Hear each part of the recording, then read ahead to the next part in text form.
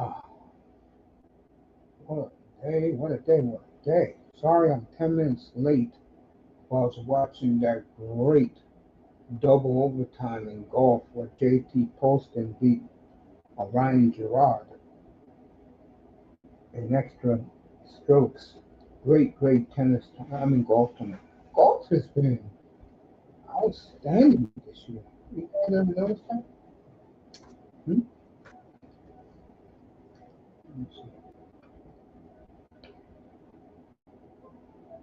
You guys ever noticed that about the golf so far this year?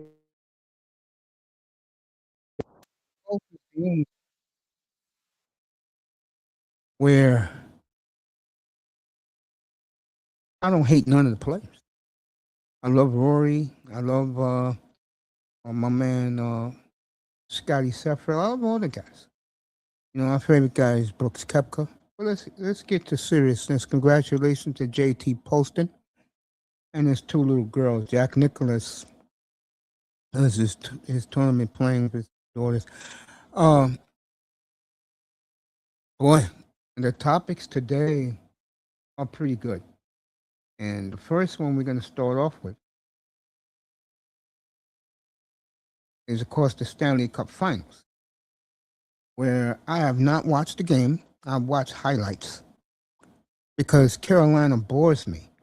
And I want you good people out there to enjoy the Stanley Cup. The ratings the ratings here in the United States is so high. When I come back Thursday, the topic is going to be why in America nobody cares about the World Cup. If you haven't heard, the tickets are available all over the country. Uh, Hotel rooms are 80%. No one's going, no one's flying in for it because part of it is Trump. Trump will be at the Knicks game tomorrow night and Wednesday night. He just landed in New York about 20 minutes ago.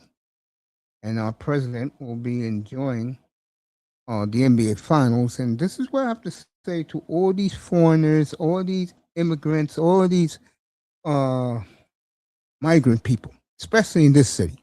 Okay. Don't worry about it. Your event starts Thursday. Don't worry about what New York fans are celebrating. Okay.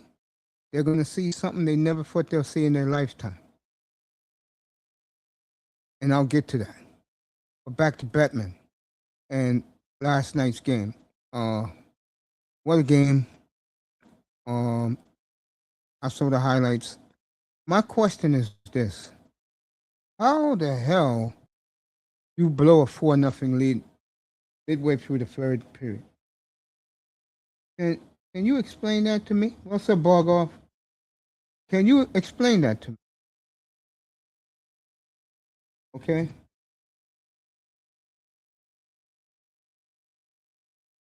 Mitch Marner, the game of his career last night, natural hat trick in the second quarter.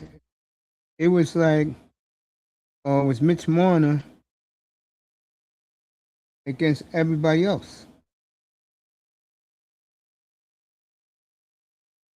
It was unbelievable. And then give Carolina credit again. They may be as boring and nobody know who their players are. And I had an argument with somebody in the Flames chat room on Friday. I'm sorry, Sebastian Aho sucks ass. Okay, they better be glad Taylor Hall is there. Now, I'm rooting for Vegas for selfish reasons because we got their pick this year, next year, and Vegas win the Stanley Cup will have their number one pick in 28. But in reality, if there is one player I'm rooting for in this whole Stanley Cup Finals, it's Taylor Hall. I've always been a big Taylor Hall fan. A lot of people was with Tyler Sagan, and Sagan's had a hell of a career, I might add. But I was always a Taylor Hall guy.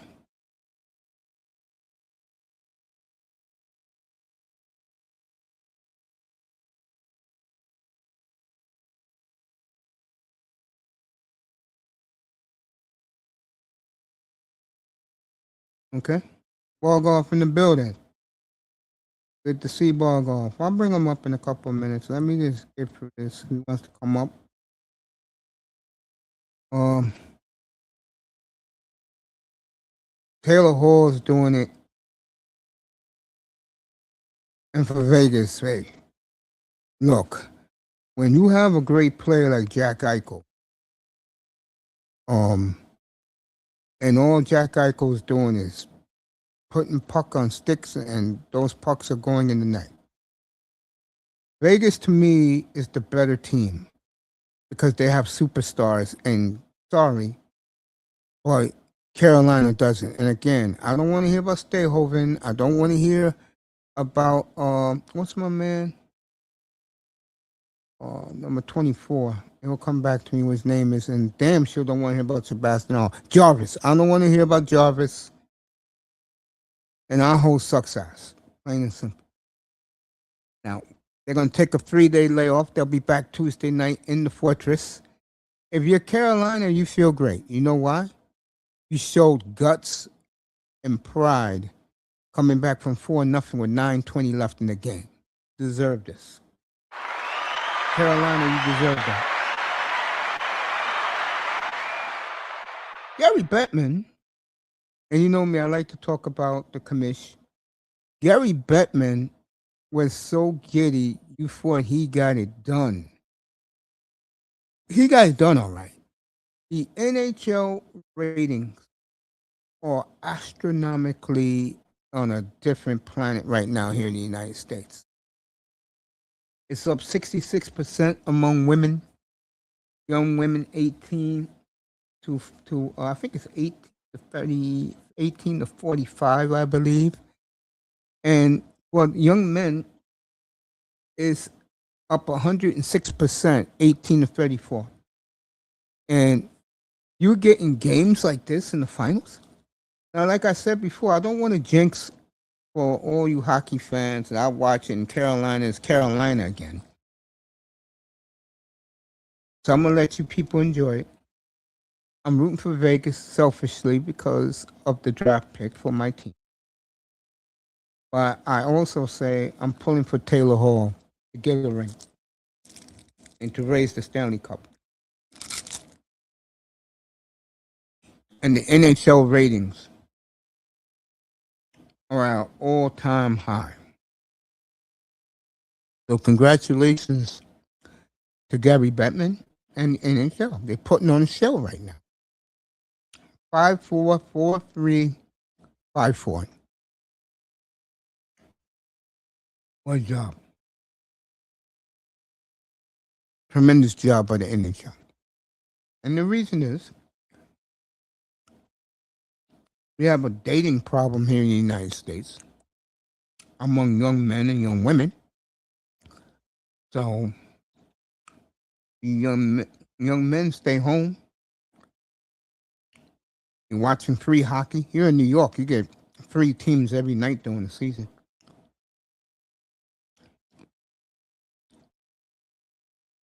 And they're enjoying the speed, the hitting.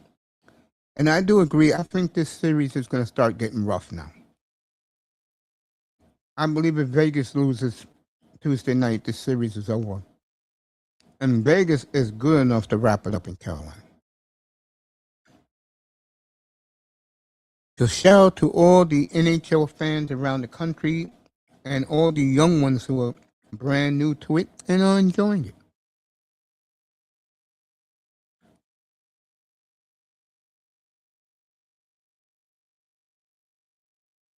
So, puck hit off the board, off the skate.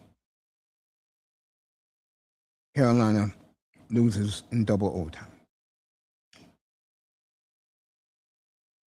Wow. What a series. All right, let's talk about them. They deserve to be talked about. And I brought this up the other night.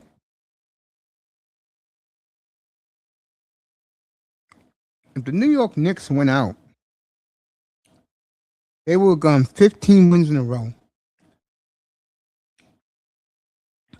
and to sweep San Antonio, which I believe they will. I don't see San Antonio winning here.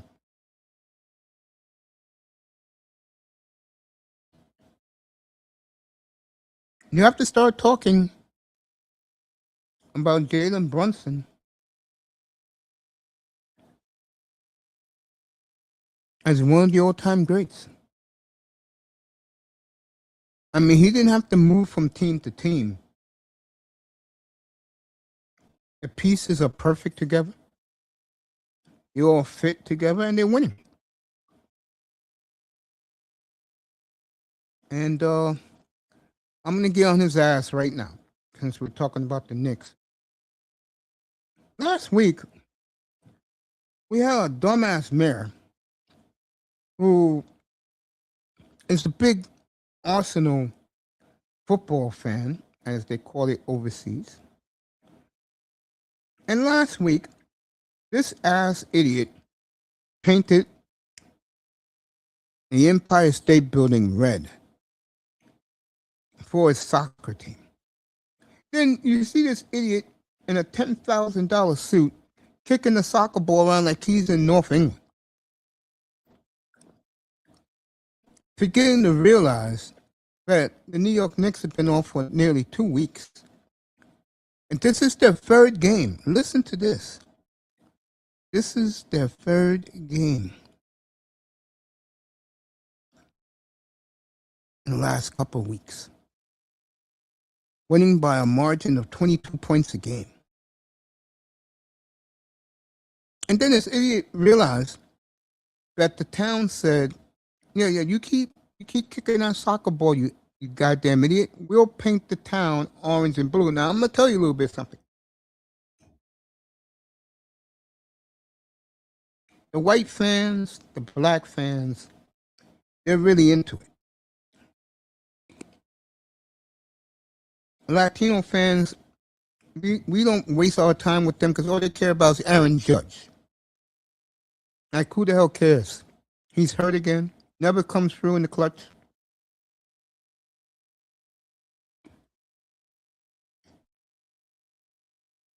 And now, last night, and people applauded, the Statue of Liberty was blue and orange.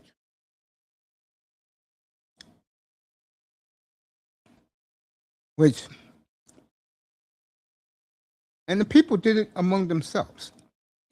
The Transit Authority, they painted all the train stops in Manhattan orange and blue for the Knicks. And our mayor got to understand that no one cares, and we'll talk about this Thursday when I come back. If you want to go see a World Cup event, there are plenty of tickets available and plenty of hotel rooms available around the United States. And I'm going to get into it why Thursday. I know the reason why. This is not 1994.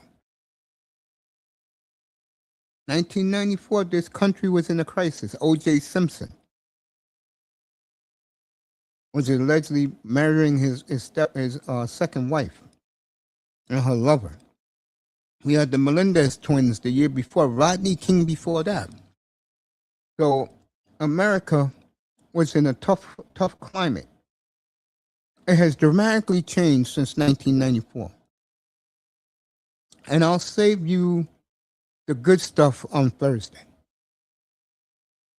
when I do why is America not caring about the World Cup. I know the main reason why, but I'll let you know Thursday. Speaking of the main reason, what's up, Melina? Log off whenever he's ready. And I'm telling you, if you're a soccer fan and you don't live in America, you should come. Plenty of seats available. So, I think this is the problem.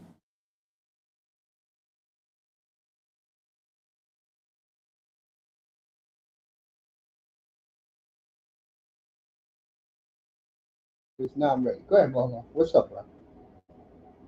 Yeah, man. So I mean, you're just stating your opinions. You gotta, and we need that, man. We need that. Like, I always say with this YouTube stuff that we need like the older generations to come on, like have their as give a little bit of wisdom back to the younger generations. But I get why some people don't want to do it. It kind of it can be kind of it can be kind of hard. But as far as the soccer situation, yeah, the World Cup's this week. The sport itself, it will take care of itself. But like you know, I've always said like the two main sports in America should always be basketball and football, and that's just because it's their traditional sports, right? And we have the infrastructure for it. But soccer is now the third. I mean, you know, Manzano pointed out last week. Soccer's the third largest sport now, right? It's gonna be Not in interesting how the America. dynamics change over the week. In America right now, this is the ratings of the sports in America.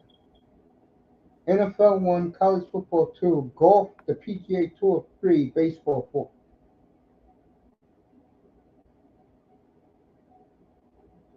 And the bar golf is on hold. What else do I want to talk about? Yeah, no, I'm still listening. I'm still listening, but still, you're right. Yeah, I mean, for me, I still have a strong affinity towards like basketball and like football, right? I don't know if you one of the things I was gonna ask you about is did you see the Senate hearing this week with Nick what? Saban? The Senate The hearing what? with Nick Saban. The No. Senate hearing. No, I heard you. No. Yeah, like No, that was. You talk about Yeah, the they were NIL? in yeah, for the NIL. Like there was a big Senate hearing, and Nick Saban made some comments about like NIL and stuff, and there's a lot of there seems to be a lot of interest in like reining in like the NIL situation. What's up, from Iman? everybody. Wamo? Yeah, go ahead.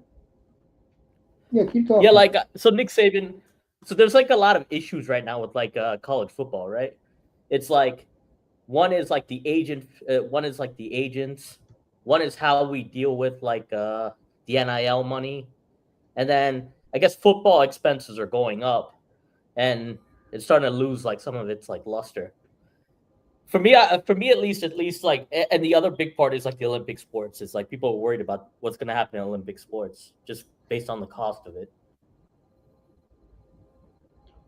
Problem with college football is the players run the asylum now. It's like the NBA. If the player don't like one school 1 year, he can get up and leave and go somewhere else. And that's a major Yeah, but problem. I feel like you should get one free hit on that one though. I feel like you should get one hit, like in a sense, like if you make the wrong decision once, I feel like you can have like a free transfer. But Depends on how talented you are. but I think what's happening nowadays is like every year people want to switch teams, and it just went way too far Yeah, left. because they didn't pay good money. Matter of fact, I'll tell you right now, 99% of the players drafted in the NFL this year made more money in the NIL than they're going to make in their first contract in the NFL. Yeah. Some people just aren't good enough to go pro though. So I guess like if they peak, I guess they get rewarded for whatever their peak is. So in that sense. Yeah, I just look at it. Come on up, Dusty. I just look at it as the NIL opened up Pandora's box. I still think like that That- system though. I still think we need to keep football like I feel like football is gonna be football, but people are worried about like you'll see in the next 15 years, NFL is going to go more towards flag football, bro. That's why they're doing it now. Marlena, what time is it out there? What time is it in England? After midnight. You still partying with Arsenal, Marlena? I know my dumbass Mariners can't shut them up. What up, Mace? What's up? What's up, Dusty? How you doing, man? Man, I was actually about to getting ready to shoot a video, but you told me to come on, so I'm like, man, I'll give you a couple minutes, but I gotta do today's video. Yeah, I appreciate that, man. What I was talking about, I wasn't talking about football. One of the things I was going to elaborate with tonight is the how great is the Knicks. I told you Friday they was going to win. Stacey King passed You away, said brother. they was gonna win them both too. I ain't gonna. And you know what? I'm happy about how lit New York is because I got one of my partners that live. What was it off of Reinhardt, and he was showing me that it was people like projecting the game to like the side of the building because like they couldn't get into the bars and shit like that. Yeah, and Trump's going to be at courtside tomorrow and Wednesday, and I got on people to start this platform tonight. President Trump has every right to because when he was a socialite 40 years ago, he was courtside with two hotties watching Bernard King play. I So, mean, it's gonna fuck the game up though, Unc. You know that because they got you gonna have Secret Service in the arena like that ain't it. Like watch yeah. the game. You go at least go to the suite. Don't be courtside. Go to the suite. What's your opinion of Stacey King, bro? You watched him growing up with the first three Chicago Bull champions. Come on, the Secret Service in New York, man, at the Garden. I don't know if I like that, Unc. Hey, since Bog Office here, we was talking when you pulled up, and all my prayers for Stacey King. I didn't like that bastard 'cause he always beat UNLV with Oklahoma and that piece of shit You Tammy don't and like Billy Stacey Buck. King? I didn't like him at Oklahoma, no. He was my rival with Vegas, bro. You know I'm a running Rebels guy. Speaking of that, I want Why you Bog don't Office like to go. why you don't like Stacey King, man? I think, dude, I liked him as a pro. Didn't like him at OU. But I'm paying the man respects. I think he was a hell of a guy off the bench for that team. But since Bog Office, I'm just changing topics with you. Hey I Mace, want how do you that. do a hell of a job off the bench? He did. He didn't start over Bill Cartwright. Okay. That starting five was Cartwright, Horace Grant, Pippen, John Paxson, and Jordan. Yes, it So, was. so I'm gonna get back to what me and Barkov was just talking about. Barkov, you can unmute if you want. Um, the NIL. I just said a second ago when you was coming up that 99% of these draftees this past NFL draft got more money in NIL than they're getting their first contract. That's why they're not coming out until they're 25. Shit. Yeah, I mean, I, That's it, true. there. I mean, college stars, Gen Z, like the marketing for Gen Zs is just insane. Sometimes you look at it, like a lot of those college kids are very marketable, and they get used up. If they get marketed right, like their NIL just goes through the roof. I mean, But but look what what I was happened to saying, man, Nico. Nico fucked himself up. Nico. The Tennessee kid that tried Oh, to went out the, to Oh California. yeah, Yeah, yeah. Nico. I'll be right back. Give me a second. Lavea. I think that's guy. You talking the about the Polynesian Tennessee quarterback? kid. Yeah, Yeah, he quarterback went to 2 years ago UCLA. at Tennessee. Like he Eh, messed his own stuff that up. guy But was and that guy was really good, but that guy was really good, but he was. I mean, but you had a I think he bad was mismanaged. season. I do think he's Mismanaged. good, but he also had a bad season, and you had a bad season, and you want to go from 3 million to 6 million. Man, fuck you. Yeah, but a good It, college star is worth to a program that college. He's worth like 6 million to a program. man, I wouldn't give a Um, fuck, bro.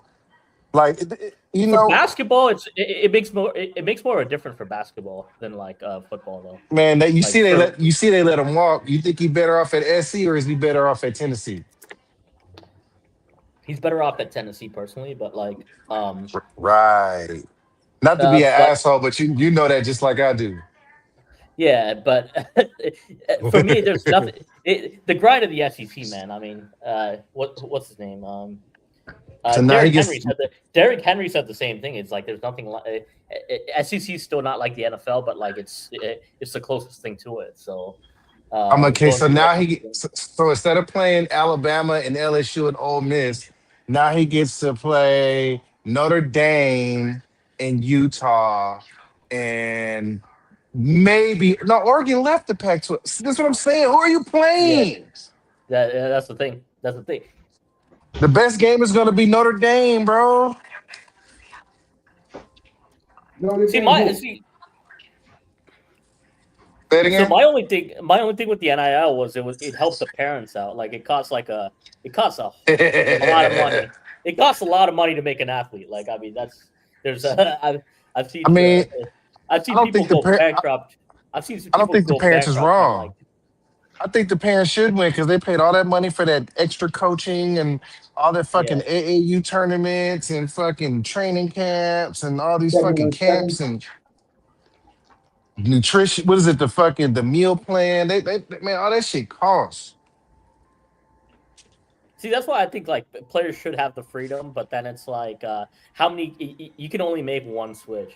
I feel like if you mess up college, if you make if it's not like me going on like a million college tours. Like these guys are like having actual visits to like colleges. Like if you messed up once with the decision, that's fine. But I guess if you mess up twice, you kind of have to like just go through it the second time. Like I mean, I feel once like you it have should be pretty fair. NIL, bro, they don't have to deal with it no more.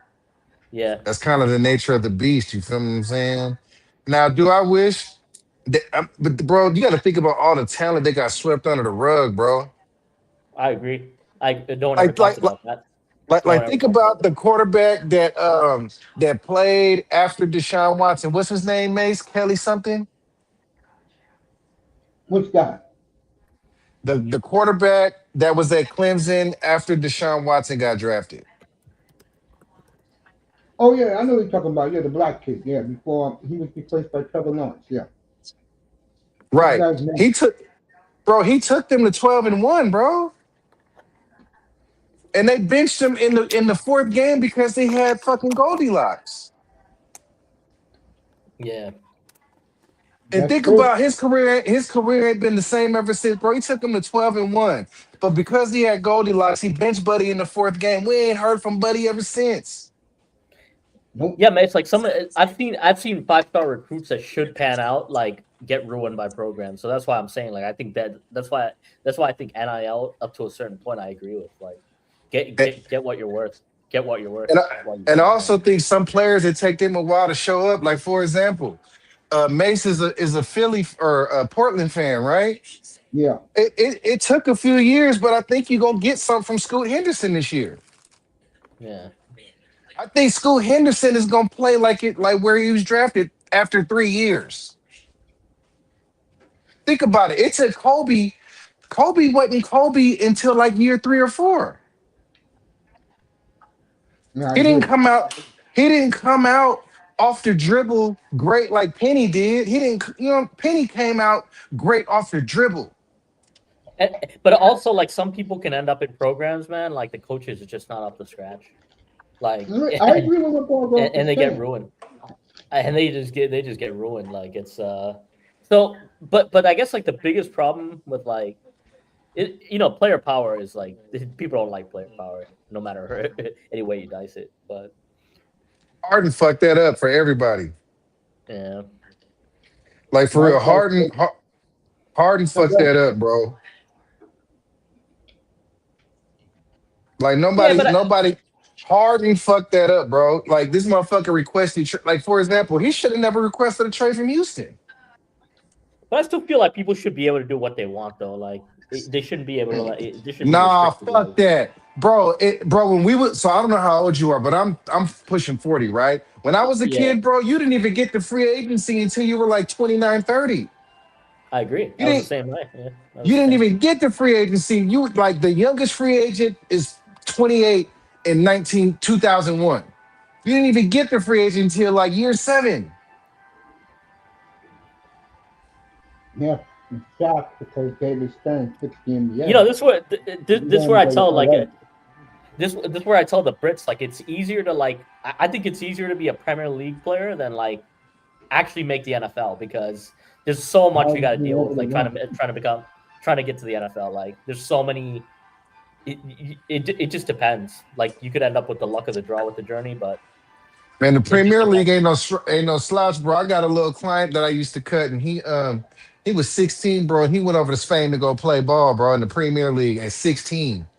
And Yeah, it takes a lot for a kid to go pro, bro, because them kids go pro like at 14, 15, bro. And these are kids, bro. Like Yeah, yeah, fucking but Duncan. kids. Luka but I Duncan. feel like where you have to be at 22 for like to be like an NFL player and dealing with all those injuries. I think the NFL is harder though. That's the only reason I give it to the But, NFL. But Yo, it but might, correct. I honestly think I would give that to soccer though because it's so much more of a risk of injury for soccer, bro.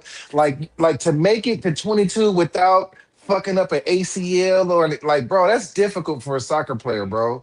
Because you always but got some motherfucker trying to take your legs out. yeah, but like I feel like you get that with like trying to be like a running back or like um running back But is pretty hard. that's the Like whole wide sport of soccer, receiver. bro. Like Yeah. that's part of the grind of soccer. You actually have to make it to 22 like Ronaldo without a fucking knee surgery. Like you know how difficult that is in soccer, bro? But you don't feel like it's harder with like making it through like high, making it through college Bro, football? You don't think making no, it through college because football is harder? the Premier League is literally the richest sport in the world, bro. The richest league in the world. Like NFL makes a fraction of the money that a Premier player does, bro. Like just think about the transfer fees for the Premier League, bro. Just the transfer Yeah. fees. Here we Uh, go. so like one transfer. So the entire college football system, like the entire I think the entire budget for a major college athletic program is probably about the same as like one transfer, which is like 40 million. It's like 40 And that's a million. whole program, bro. And that's one Yeah. transfer. And really, I've seen transfers that was 100 million. Yeah. So it's like, I don't want to. I know football is a more physically taxing sport, but I don't want to take away how difficult the Premier League No, is. no, You know what no, I'm no. saying? On No, soccer, it's you not. have But to I be in the just best condition in the world to play soccer. Those are the most physically conditioned it, athletes on the planet. Soccer. yeah. I don't know, but I feel like with football, it's just there's always something like you're always hurting like playing like football for some reason. Because That of the physicality, and these are yeah, big because of men the you're talking about. yeah, like I don't know, like there's something to it. Like when you see like an Adrian Peterson or like yeah, with Exactly. Julius Peppers was always my favorite, but like I mean All right, well, let me ask you a question. This is Marzano, right? yeah, No, this is Bogart. yeah. Who? Bogart. Bogart. Okay, yeah, I ain't met you yet, but all right. So imagine this for 1 second, right? Imagine, all right, damn. Like, just imagine for 1 second, like if you like our best soccer player in America would be like on the fucking G League in Europe, bro. No, I agree. I agree. Yes, I would agree with that. And that's But Like the they but would. main reason. And that's the main reason why America's not pumped up for the World Cup because the team sucks. yeah, but I mean, we also we were never restrict like good. soccer though. We also restrict soccer in this country though. Like let's be honest. Like I feel like we view our view of soccer is like we care more about women's soccer than like actual like Not men's soccer. anymore. A lot of men hate the women's team because of what Megan Rapinoe. So Yeah, I mean yeah, Megan Rapinoe. Like I think the thing with the women's soccer is even me like sometimes like this weekend like the U.S. soccer team put on a good performance yesterday. Their numbers they had pride numbers on them yesterday, in the back. Some people are just not gonna like that, like that side of it. Okay, it tends to be a bit more divisive, but in that sense, the reason why um, I know Bogart thinks that I think if I can remember, I think he feels that the NBA players are more physically than in better physical condition. Soccer players, no effing way. And the main reason out no, why a lot of NBA players dog it all the time. I think it's just different, man. I feel like quarterbacks and NBA players come under the same like bracket. To be honest, like you got to constantly be practicing your skills with those two. Um, with the other ones, like it's like I quarterback and like safety is kind of difficult. Uh, Quarterback or cornerback? a cornerback and like safety are really difficult. I think. For quarterback, you don't have to. Come on, man. I mean, come on, Bobo. Quarterback, you don't have to be physically No. gifted. But you All you cut. have to do is But you got to be. all you have to do is throw the football. Yeah, but you got to constantly be like practicing for accuracy, man. It's like you got to constantly be hitting your like accuracy. This is how it works in football. Yeah. You're either pinpoint accurate or you're not. Yeah. All right, Dusty. The best. I mean, the best quarterback. The best quarterback I saw was who was the Miami quarterback 2 years ago? 2 years ago? Yeah, 2 years ago. Who's the Miami You quarterback? talking Tua? No. The Miami Hurricanes quarterback 2 years ago. Oh, Ken Ward. He's on Tennessee Titans. Yeah, I saw him live, and when I saw him live, it was amazing to watch, man. Like he was sniping my team, man. Like I was watching the Gators absolutely get sniped as a quarterback. Like he was pinpoint accurate. It was a scary quarterback to watch, like live. I feel like like I think you're right. Like it's you either have you're saying you're either pinpoint accurate or not. You don't develop it. Is that what Exactly. Like Tua. you're saying? You know why he's still in the NFL? Collecting $250 million from the Dolphins? It's because he is pinpoint accurate. Yeah. There's only 2 quarterbacks in the whole NFL right now that is pinpoint accurate. Tua is one, Joe Burrow's the other. I mean, Aaron Rodgers younger version, probably, but you wouldn't count him as accurate. Aaron Rodgers is arm talent. Arm talent, okay.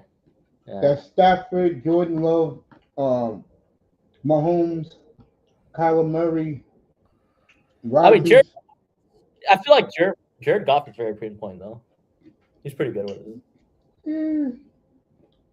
I mean, how do you feel about Jared Goff? Like, he's a good game manager. No, he's better than a game manager. Get bad, yeah. Goff is one of these quarterbacks that, as you see on the Lions, if he has the weapons, he's going to get them the football. I mean, the problem with Jared Goff is, in the biggest of games, he don't come through. He don't come through.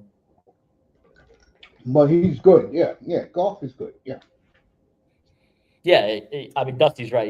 He is an elite. He's like he's good enough to stay in the NFL. Like there's some quarterbacks. No, he's better than that, Bobo. He's good enough to get you to the second round of playoffs, maybe the NFC Championship game. He can get you there. But can he win you the big one? That's why the Rams traded him for Stafford. Stafford, 47 touchdowns, 7 picks last year. Jared Goff will never do it. But now, he's good. He's good, though.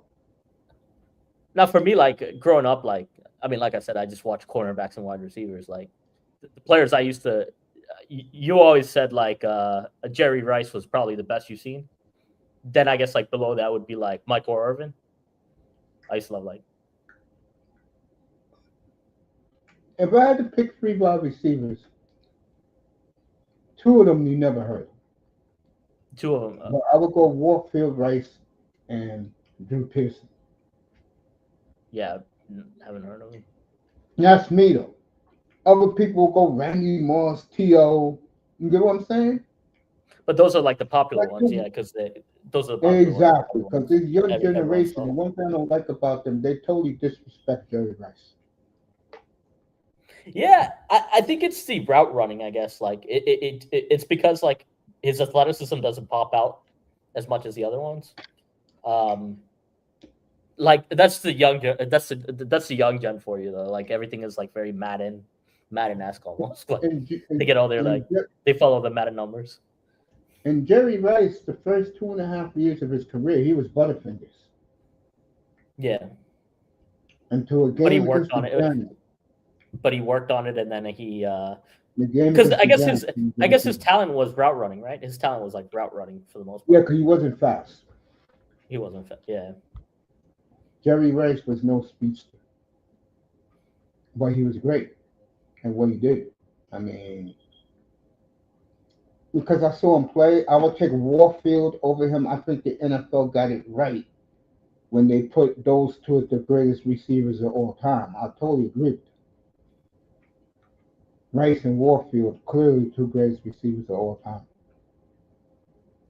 Yeah, it's a wide receiver is an interesting one because a lot of it's just like a lot of double moves that you got to practice, but and you got to get like on the right timing with the quarterback. I mean that gives you the biggest like edge for the I most was part. watching him the other day, and 2 years ago I said he was the best slot receiver in the NFL. Now you look at Jackson Smith and Jigba. He is clearly the best route runner in the NFL, and to see him working out with Sam Donald the other day, wow, wow. But golf is good. Yeah, golf is good. I like golf. Yeah, it's interesting. I just know I know more about the defensive players that I love watching the defense for the most part. Like when I watch the On NFL. Seattle, Uh, Seattle, I like Patrick Surtain's pretty nice to watch. Um, uh, like so his dad was an NFL was he a wide receiver in the NFL? Patrick Surtain, yeah. and The thing about he made his Seattle's defense is they're attacking defense and they're young. They yeah, got all those players on their defense from the Russell Wilson trade. You know that, right? yeah. I don't know, but give the Broncos credit. They recovered from that. I like the Broncos a lot. I think that I don't think I feel they're right there with Seattle as the two best teams in football. Right now, I have a bet with people, and what I ask them is, would you take the Seahawks, the Rams, the Cowboys, the Broncos, the Chiefs, and the 49ers, or would you take the field? Which one would you Yeah, take? Those six, or would you take the field? yeah. You asked me that, and I said like I think if you have an elite defense, I think you win. And if it's actually elite, then I think I always side with the defense because they always keep you in games. Yeah, Seattle, Denver, their defenses are elite. I think Dallas will join that this year. The Rams, they got this guy. So what? Because I tell you right now, to me, it's a good trade for both teams. Because Jared Bryce is good. His first 3 years in the NFL, he has been very, very good. Rookie of the year, three-time Pro Bowler, all NFL. They gave up all that to get Garrett, and all I'm gonna say is to Miles Garrett, do not get your leg caught in the turf, buddy, because you played in grass your entire life. Yeah, I like that trade for boy. I'm still deciding to pick either Cleveland or Pittsburgh to win that division. I haven't made up my mind yet. I haven't made up my mind yet. But I like Cleveland a lot. They have drafted so well. And they won 5 games last year. People don't realize that. If they won 5 last year, they should win 8 or 9 this year. I think they're very good in a very weak division. That division is not the same.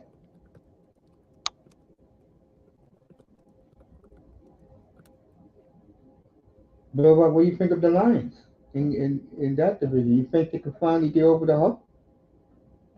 uh, part of me think it's they're talented enough if the defense holds up, uh, You're but right about that point. but I feel like there's always like a psychological barrier with the Lions. I think they could figure it out, but I think they have to change. There's a mentality shift that needs to happen with that team. Um,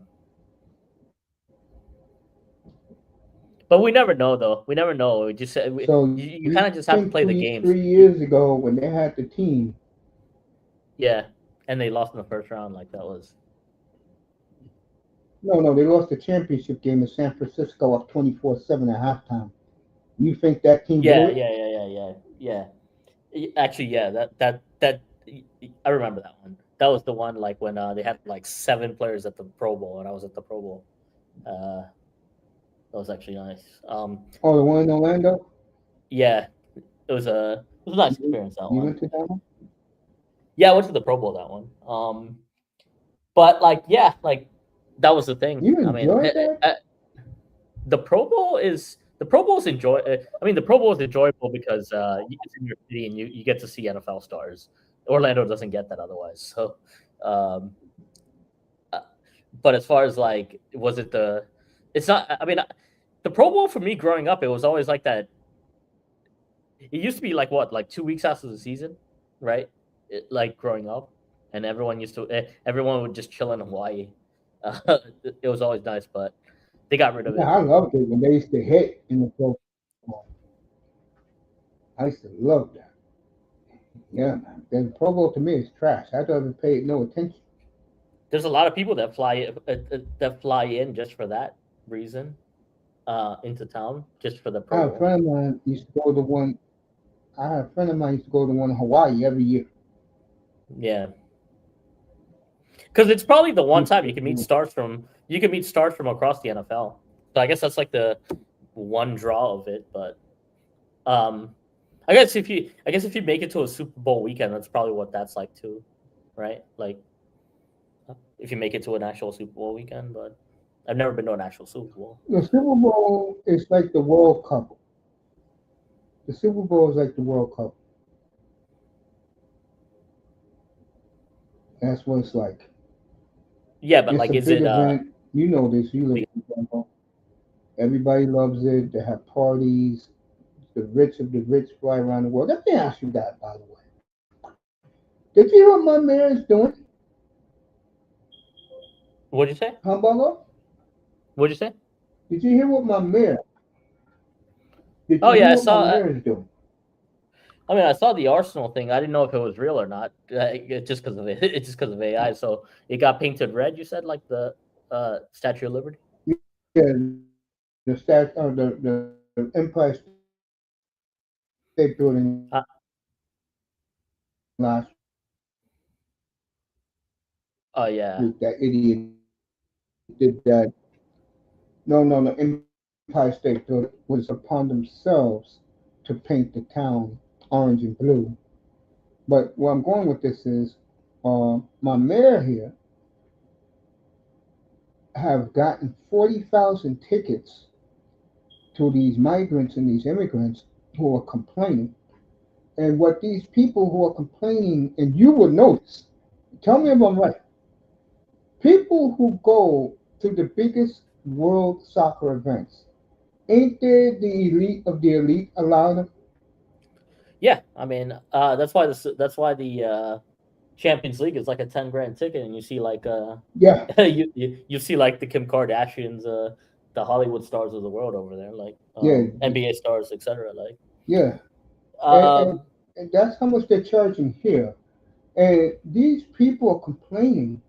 And I try to tell these people, look, these people don't want to sit next to you. They don't want you in their event. nope. And these people get offended. Do these morons who are La Liga fans? It's mostly them. But these idiots who follow La Liga, do they understand who go to these games, Bob? I know you've been to plenty of Premier League games. Yeah. Do these people understand who goes to these games? No, no. They I mean, some of these, some Mace, like when you see people on the internet argue like hell, you have to remember some of these kids are like altruistic, like college kids still. So they're like they're still in the they're still in like the world is like a meritocracy. Everything should be. They think like they think like the world is like that. It's like yeah, see, uh like some of these people like don't realize like wealth and stuff like that, like I they try to tell don't you, like social, they don't they don't process that side of things. people don't understand. There's a reason why MLB, the NHL, and European soccer are the three longest sports in the history of the planet. There's a reason why. Because their fans are the most intelligent and their fans are die-hard fans. Yeah. And these people don't get it. I don't understand it. And I was explaining this to my mother. I said, they do not want to be around the riffraff. No. They like their $10,000 of wine, bottle of wine, their cheese, their caviar, frog legs. They do not want to be disturbed. Yeah, I'll tell you, I don't like those. Personally, I don't like those events. So I don't go. But like, yeah, but for people that's their like standard of living, yeah, they do not want to be around like they do not want to be around the passion. I'll tell you that much. Yeah, I said this. Because I said, no, go because ahead. Go ahead. I mean, because it can get dangerous too. So I'll say that if for a whole bunch of reasons they don't want to be around that. They don't want to they don't want to get entangled into anything.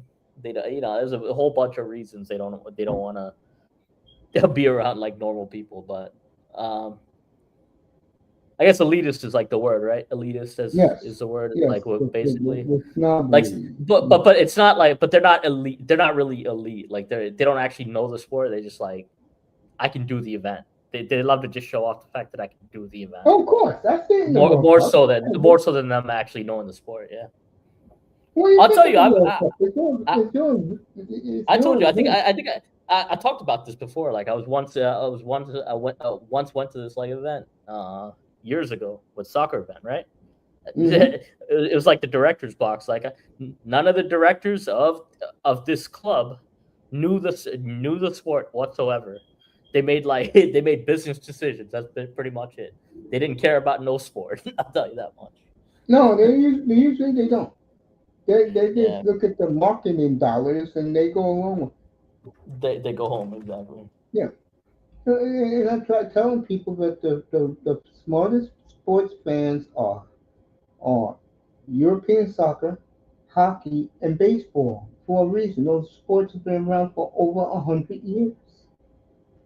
Yeah, there's history to those. There's history to those sports. Exactly. That And and people live and die for those teams. The right way, in my opinion. The right yeah, way.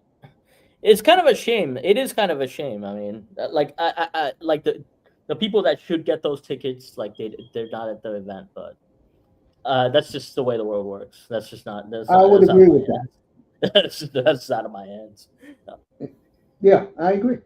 I think that you know, here Brooklyn is the biggest melting pot of any of the boroughs, and they're gonna throw a Yeah. big. I guess a big party either Wednesday or this weekend for the World Cup.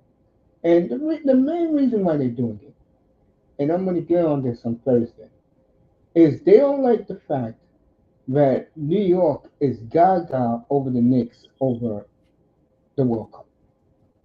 They have a hard time dealing with why is the Knicks more popular here. And I don't like the Knicks. I'll be the first to tell you. I don't like the Knicks at all. Yeah. But I understand the people here who they like. Like, for example, one thing about New York is very racially divisive. And I'll tell you what I mean. When I went out yesterday, everybody was rocking Knick gear except the Latinos. They're wearing Yankee caps. And like Yeah. people were rolling their eyes at them because no one cares about a team that hasn't gotten it done in 18 years. Yeah, I mean, I feel like it's always different when you're actually from New York, right? Because I Yeah. mean, I mean, like growing up, I mean, I lived in Boston for a little bit, just briefly. I lived in Boston briefly before. Oh, that's a whole but different animal. but no, my parents found it too cold. So like before Florida, like it was. I took the trip down all the way to Florida. Like it's. They thought about it. I'm like, yeah. They're like, hell no, we ain't living there. So but it's pretty much like but Yankee people live for the Yankees. I mean, it's like the big It's a big team. It has its own history too when you think about it. I mean, obviously it's the Yankees, but as far as like the Knicks goes, I mean, I don't know. I feel like New York gets like a lot of sports though, like especially Brooklyn, right? Because I went to the UFC event there in like New York, so in that sense, like it was you do get all the sports with it being a city. So you'd think like you'd think people would support the Knicks more, personally. But What's up, that boy? The Knicks have always been number one here because this is a yeah, basketball city. That's why. the Mecca. That's why I call it the Mecca, right? I wouldn't go that far with it. But well, I mean, because well, I'm not. it gives it the connotation. But I mean, New York is an overrated sports MSG town. like MSG is either the Knicks or the or pretty much like it's pretty much the fight. It's a pretty big like fight destination, but like all the big boxing fights or big UFC fights. Yeah, boxing is big. Well, really, it was big here when it was the heavyweights, but America loves heavyweights. That's why they don't really like the fights. You know what I'm saying?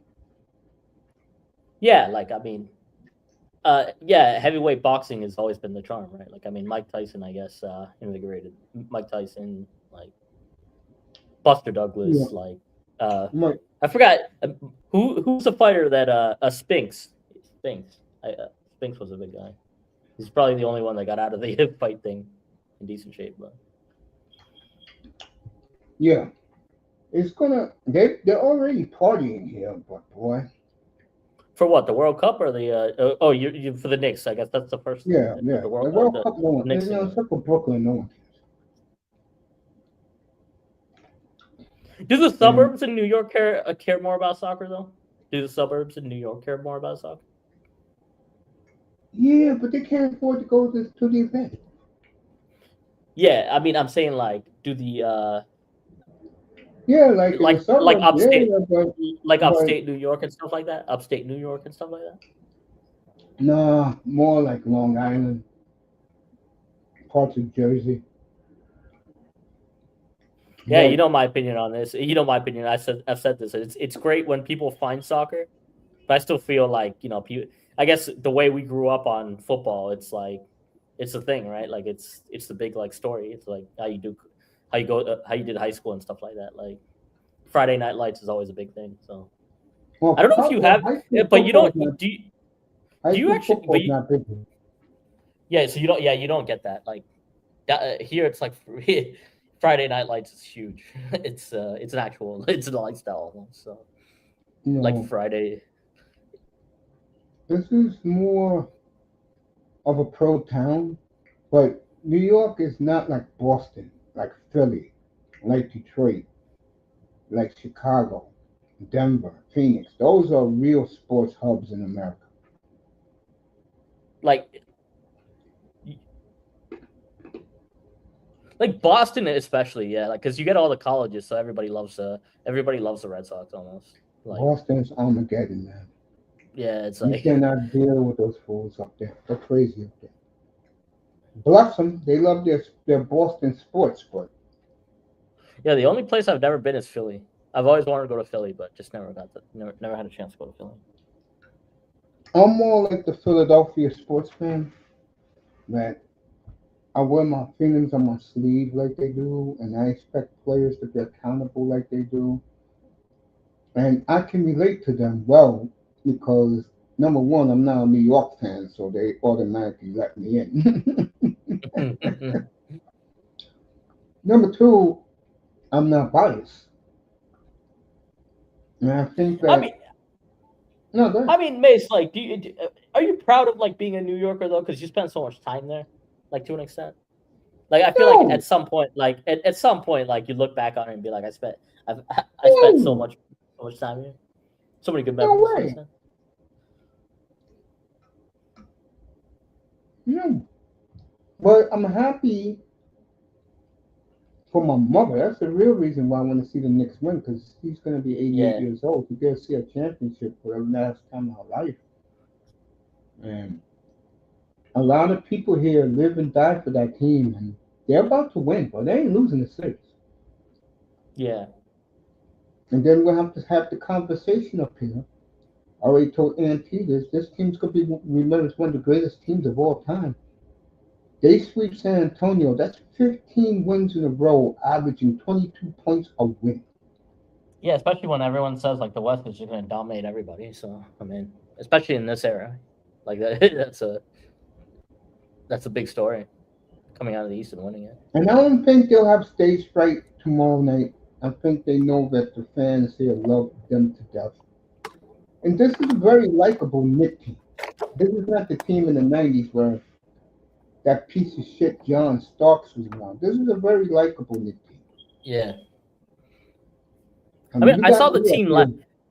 so I saw the team last year. It was really nice to watch. This year I didn't really watch much of it. I I didn't like didn't watch watch him at much. all. I Yeah, didn't watch him at all.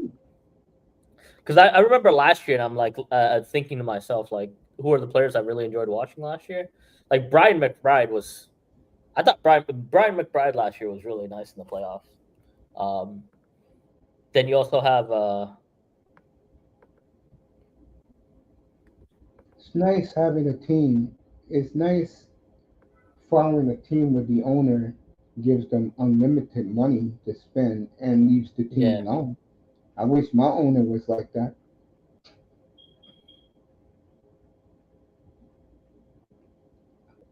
So you know how that is. We Yeah. ain't giving that boy a shout out. Marina's still in England celebrating? Yeah, I think she might be busy. Yeah, she's still celebrating in England? Okay. Yeah, congratulate the Arsenal fans on Friday. And of course, I dropped your name in Relentless and Marina and Moss. Congratulations on that. I know you waited a long time, Waldo. Yeah, for me, I mean, the Champions League final is still the big. It still hurts. We're 37 minutes. Yeah, I heard my man Big O ripped the French fans the other day. 37 minutes away from a Champions League. Like that's what I really. That's the trophy I actually wanted. Like more so. The Champions But League? I don't want to devalue like trophies though, because those are hard to get. Like I don't want to sit there and say, "Oh, the Premier League's nothing." I just really wanted the Champions League more personally. So the Champions League is bigger than the Premier League. It's like two different competitions basically. One is like one has the best players in the world, like playing in it, and then but Yeah. one is like an actual grind. Like it's like it's 30, like 38 games, um, uh, like home and away. Home and away, you play every team twice, and whoever comes out across. So you have to like really work hard the entire season to get it right. So that's why like the Prem is like so huge. It's Yo, Sean, pull up. so Yeah, I so mean I so gotta we got understand it more. so the Prem is that like you have to follow an entire season to get it to really understand like what the Prem is like. You have to actually follow Yeah. like seasons. But Yeah, I think uh, I'll follow the Man U next year. I think they're gonna be very good. Not pretty good, very good. They're back in the yeah, Champions yeah. League. See, I my mean, they have boy a chance. Casemiro went to Inter Miami. Yeah, I saw that. Right now, I mean, right now it's like the world. The Brazil's under like tremendous pressure to bring this cup home, so it's going to be interesting what happens with that. They have a Um, big following here. The Brazil does. Brazil, yeah, same here, same here. Yo, feel better, Sean. Feel better, baby bro. Feel better, bro. I'll text you later on. You tell me some Dolphin stuff later. So Yeah, right I mean, now they starting 0-0. And when does the league start again? uh, it doesn't start till August, so we gotta wait for like teams to get their transfers in. So every team gets their transfers in, Oh, and the then free agency period. yeah, and then go again. Like the Premier League is it's an actual grind if because especially at the very top, it's like you can't you really need to start or really need to get like 3 points a lot of the time, so it can be an actual grind. But it's there's a lot of storylines that come with the Prem though. Like the Prem, like the Prem storylines like build themselves though for the most part. So right now, your mission, your team's mission right now is to win the championship. I mean, yeah, but it's a hard one. It's a hard one because that's the trophy with the best players in the world, man. Best players in the world. So Yeah, and it's like a but knockout tournament. It's a knockout tournament also. Across yeah, the but like, how can I say this? The year you guys just had, right? You don't think a tweak here and there, and you won't be back next year? it took us 20 years to get back to that same spot. Yeah, So but finally, but you guys finally got it right. Finally, it took you yeah, 20 yeah, years, but you finally 20 got it years. right. I Yeah, mean, that's what the I'm thing saying. is, Because I don't follow your league. I don't follow your league nah. like I follow the NHL. So in the Champions League, you're competing against like people like Real Madrid, Barcelona, like you're competing with the top of you're competing Yeah, with the top the elite of the elite. Yeah, the elite of the elite. So to you're get going that up close, against that's why it hurts so much. Like we were 37 minutes away from lifting probably the greatest like trophy in our in our lifetime. I love Uh, that trophy. I've seen it. I love that trophy. but yeah, it's nice. Very nice. Yeah, now I'm beginning to understand. I'm I mean, beginning to understand a little bit more and more now. I still like for me like haven't seen a Gator championship and like haven't seen a Gator championship. I still think the Gator championship in '06 was really hard. I love that team, by the way. Yeah, I do. That's one of my like all-time favorite teams, believe it or not. the '06 Gators. It always Both of like them back to back. yeah. I was never more happy to see Noah, a personal favorite of mine, Al Horford. Yeah, I feel like Joakim Noah messed up his like he was good in Chicago and then I think coming to New York, I think he let loose a little too much in New I York. totally agree. I I think think that's what he was happened great in in New York. Chicago. I love It just Joakim Noah. Brewer was good. The little white kid was good. The one who could hit the threes. so the university to their credit like they do give them like good like they do give them a decent standard like media training etc. So like they turn out to be decent pros but it's just like they don't go to that next level sometimes and that's the only problem. I mean, Al uh Horford gave 20 years to the league, man. yeah, he gave 20 years I but mean, I love Horford. those guys had good work ethic but it's like the players after that just fell off like they just went through too Billy much. Donovan at his best. I'm a big Billy Donovan fan. Yeah, He's from Long Island. He's from the same town as Rick Pitino. That's why Pitino loved him so much. I think I once got a haircut right next to him. I didn't I didn't really want to bother him but like it's just the way it is like when you're in Yeah, like Billy the Kid is tremendous, man. I'm a huge fan of his, and I was happy for Florida that they won in 25. I was looking for you to congratulate you, man. yeah, 25 was nice. Like Walter Clayton is he's got traded. I want to see how his career pans out, but Gators. I don't like Gators football, but I do respect the hell out of Gators basketball because of I mean Billy. football. I think football is like I think people hated the edginess at times. Like it was the people hated the edginess with the '08 team, but the '06 team was nice though. '06 That was Tebow's freshman year, right? But at the same time, we got disrespected hardcore by the media though. Like in '06, like I mean, I could tell right now, CBS didn't disrespect you. Brian yeah, Lundquist. CBS, yeah, CBS. It's a good time, Believe it or guys. not, I'm a huge Nick Saban fan. And I think he was up here a few years back when they did him a football life. And I was up here. I watched the whole thing while all you guys were talking. And I came back and I had a big argument with Manzano. To me, Nick Saban is the greatest football coach you ever lived. Mm. Nick Saban, to Yeah, me, I mean, it's kind of hard to. Who's the Alabama coach before that? Like, Mike who's the Shula. great Alabama coach? The Oh, Shula Bear and Bryant. Bear Bear Bryant. Bryant. So I think that's the ones that they always compare them to. But Let me tell you something about Alabama fans. I used to make fun of them back in the day. Those fans are very delusional. But you know what? And I say it all the time. I said to Manzano. Nick Saban brought them 6 national titles. They can be delusional. I If agree they with want you. to fight, if they want to fire this coach they got right now, and he hasn't done anything in 2 years. They can get rid of him. I'm not going to criticize him. He's not Nick Saban. But then again, who is? Yeah, Nick Saban. It's just he's.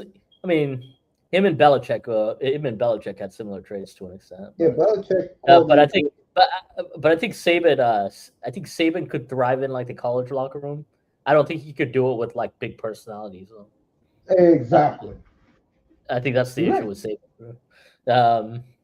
But as far as like what he did in college, like every year, like he held that standard. That is so hard to do. Like, gotta give him credit, like for establishing that culture and like making it competitive, like for so long. Yeah. And the reason why he left is he couldn't deal with the NIL because Yeah, but other teams were getting the best of the best over him. I guess now he's turned into a. Hey, he still stays around the game when you think about it. Like he still like stays around the game, and I guess he's more of a politician now for the most I part. think But it bothers Saban a lot and a lot of these coaches that the players now run college football. And I think that college football is the only one to blame. yeah, They're the only ones to blame for why this has gone haywire. And I'm glad I'm not a college football fan because if I was or a college basketball fan, I'd be very frustrated. yeah, but college basketball is a lot easier with the recruiting though. It's a lot easier with recruiting. It's like less numbers. With college football, you have so many people that you have to like evaluate on a constant basis.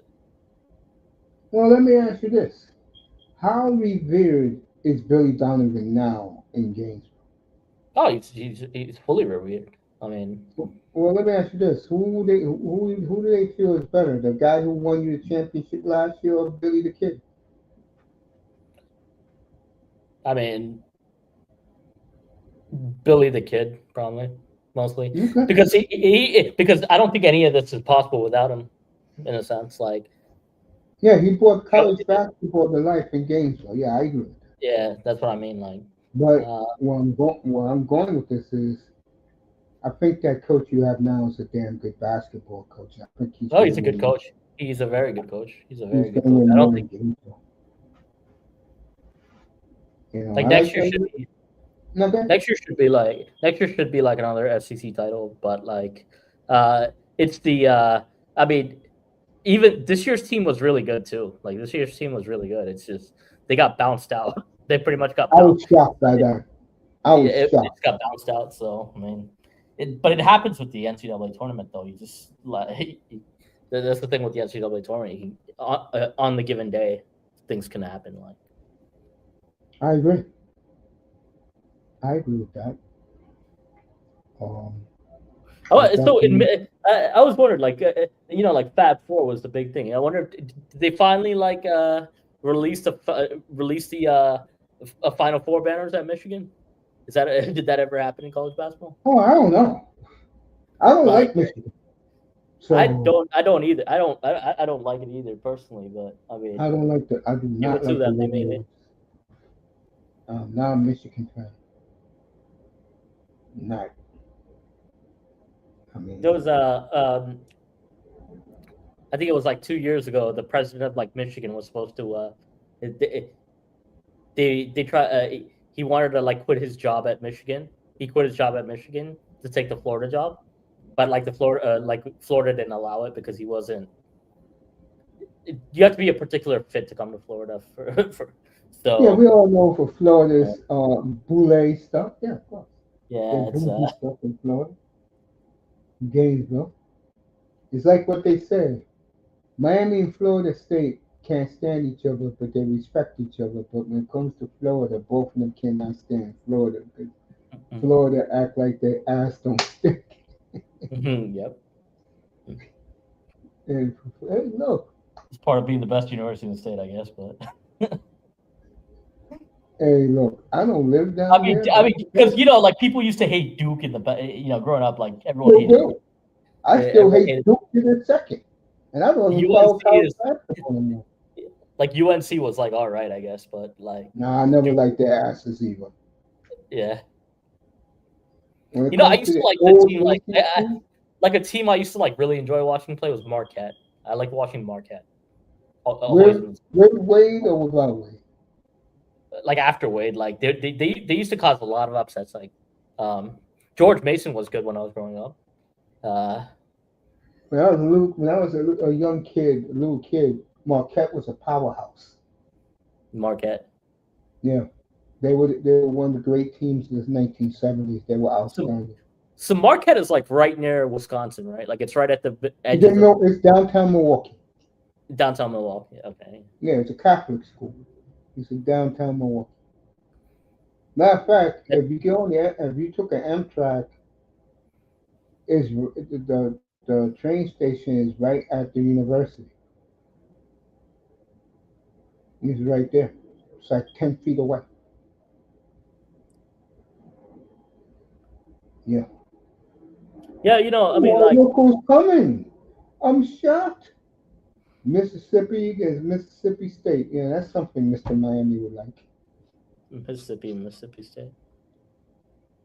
Hey, since I've spoken to you, Jarvis Landry and Leonard Fournette, the Hard Rock pays for their own show, and they did a whole episode on our boy Lane Kiffin about what he said about Mississippi.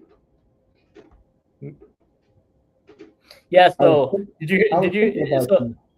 So one of the things they were trying to introduce in this like new Congress getting involved in college sports, I just feel like it shouldn't happen. It just becomes like the boxing thing. It just becomes like the boxing. Well, the reality is this is why they're in it. Senate, they're in it.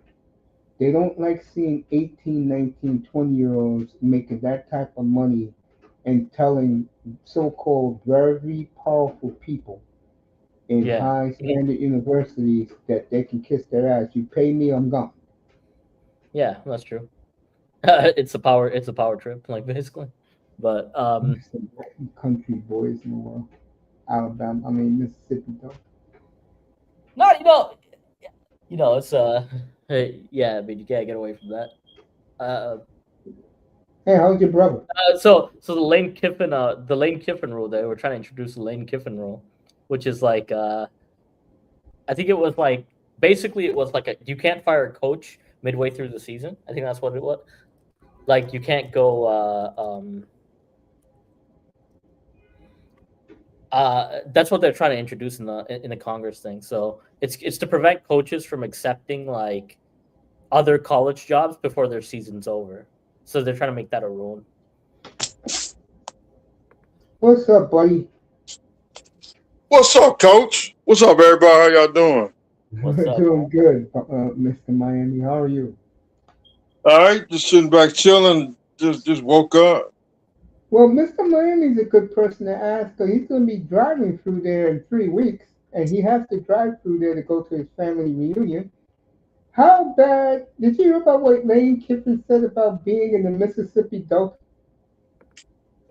I don't listen to the news. Everywhere he said, everywhere you go in Oxford is nothing but Confederate flags, and they really believe in racism. But the players who played for him and black players in the past who went to Ole Miss, that they had to, let's just say, watch their cues or they'll be hanging from a tree. And you drive through there to get to where you need to go. Is it really that bad for Sheriff Perkins? Uh, I know Mississippi. I know Mississippi, Alabama, and like the southern states. It's racist.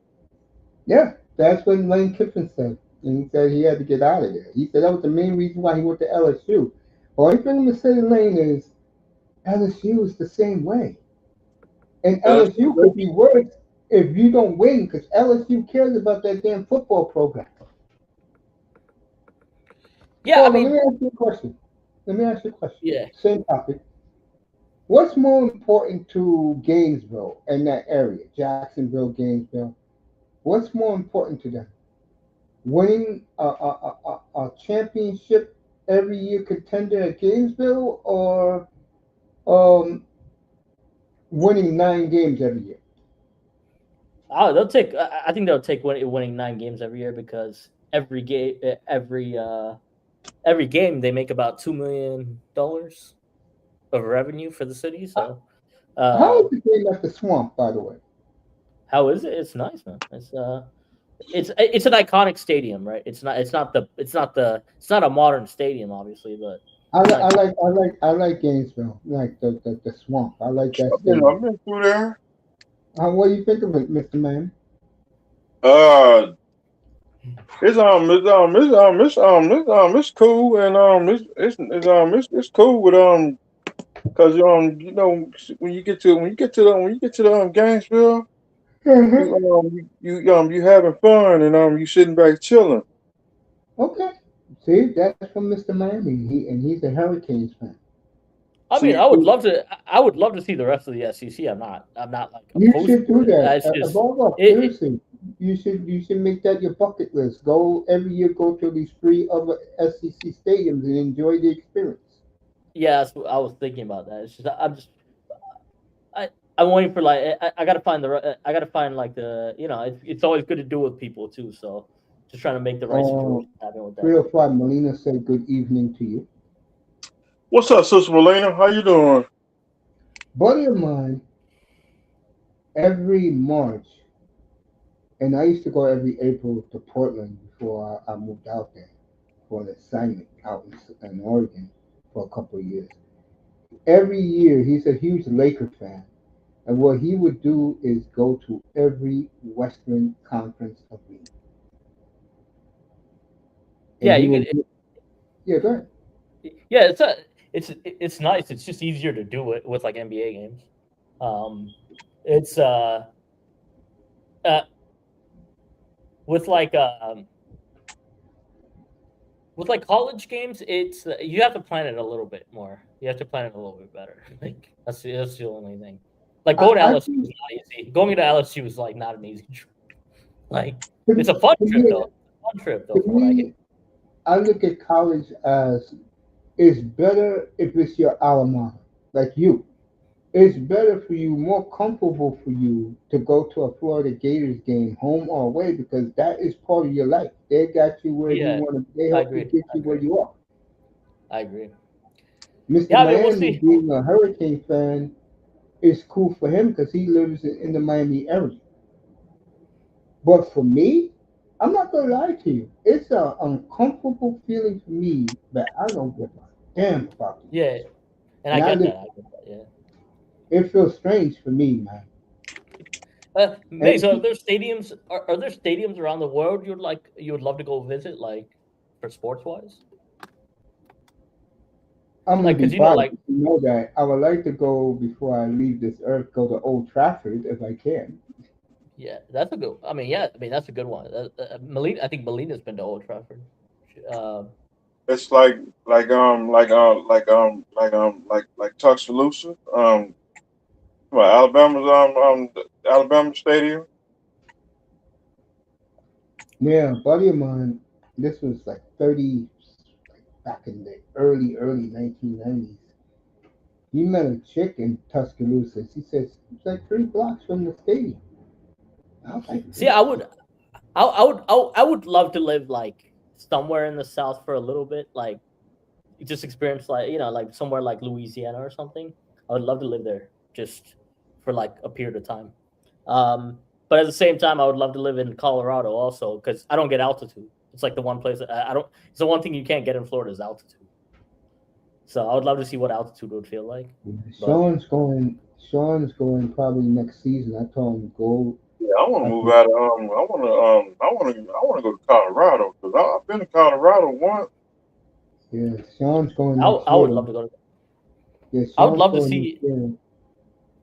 Yeah, I mean, if because Colorado seems really nice, like just He's because, going- but it's just the only thing you can't get in Florida is like altitude. But Or I Utah.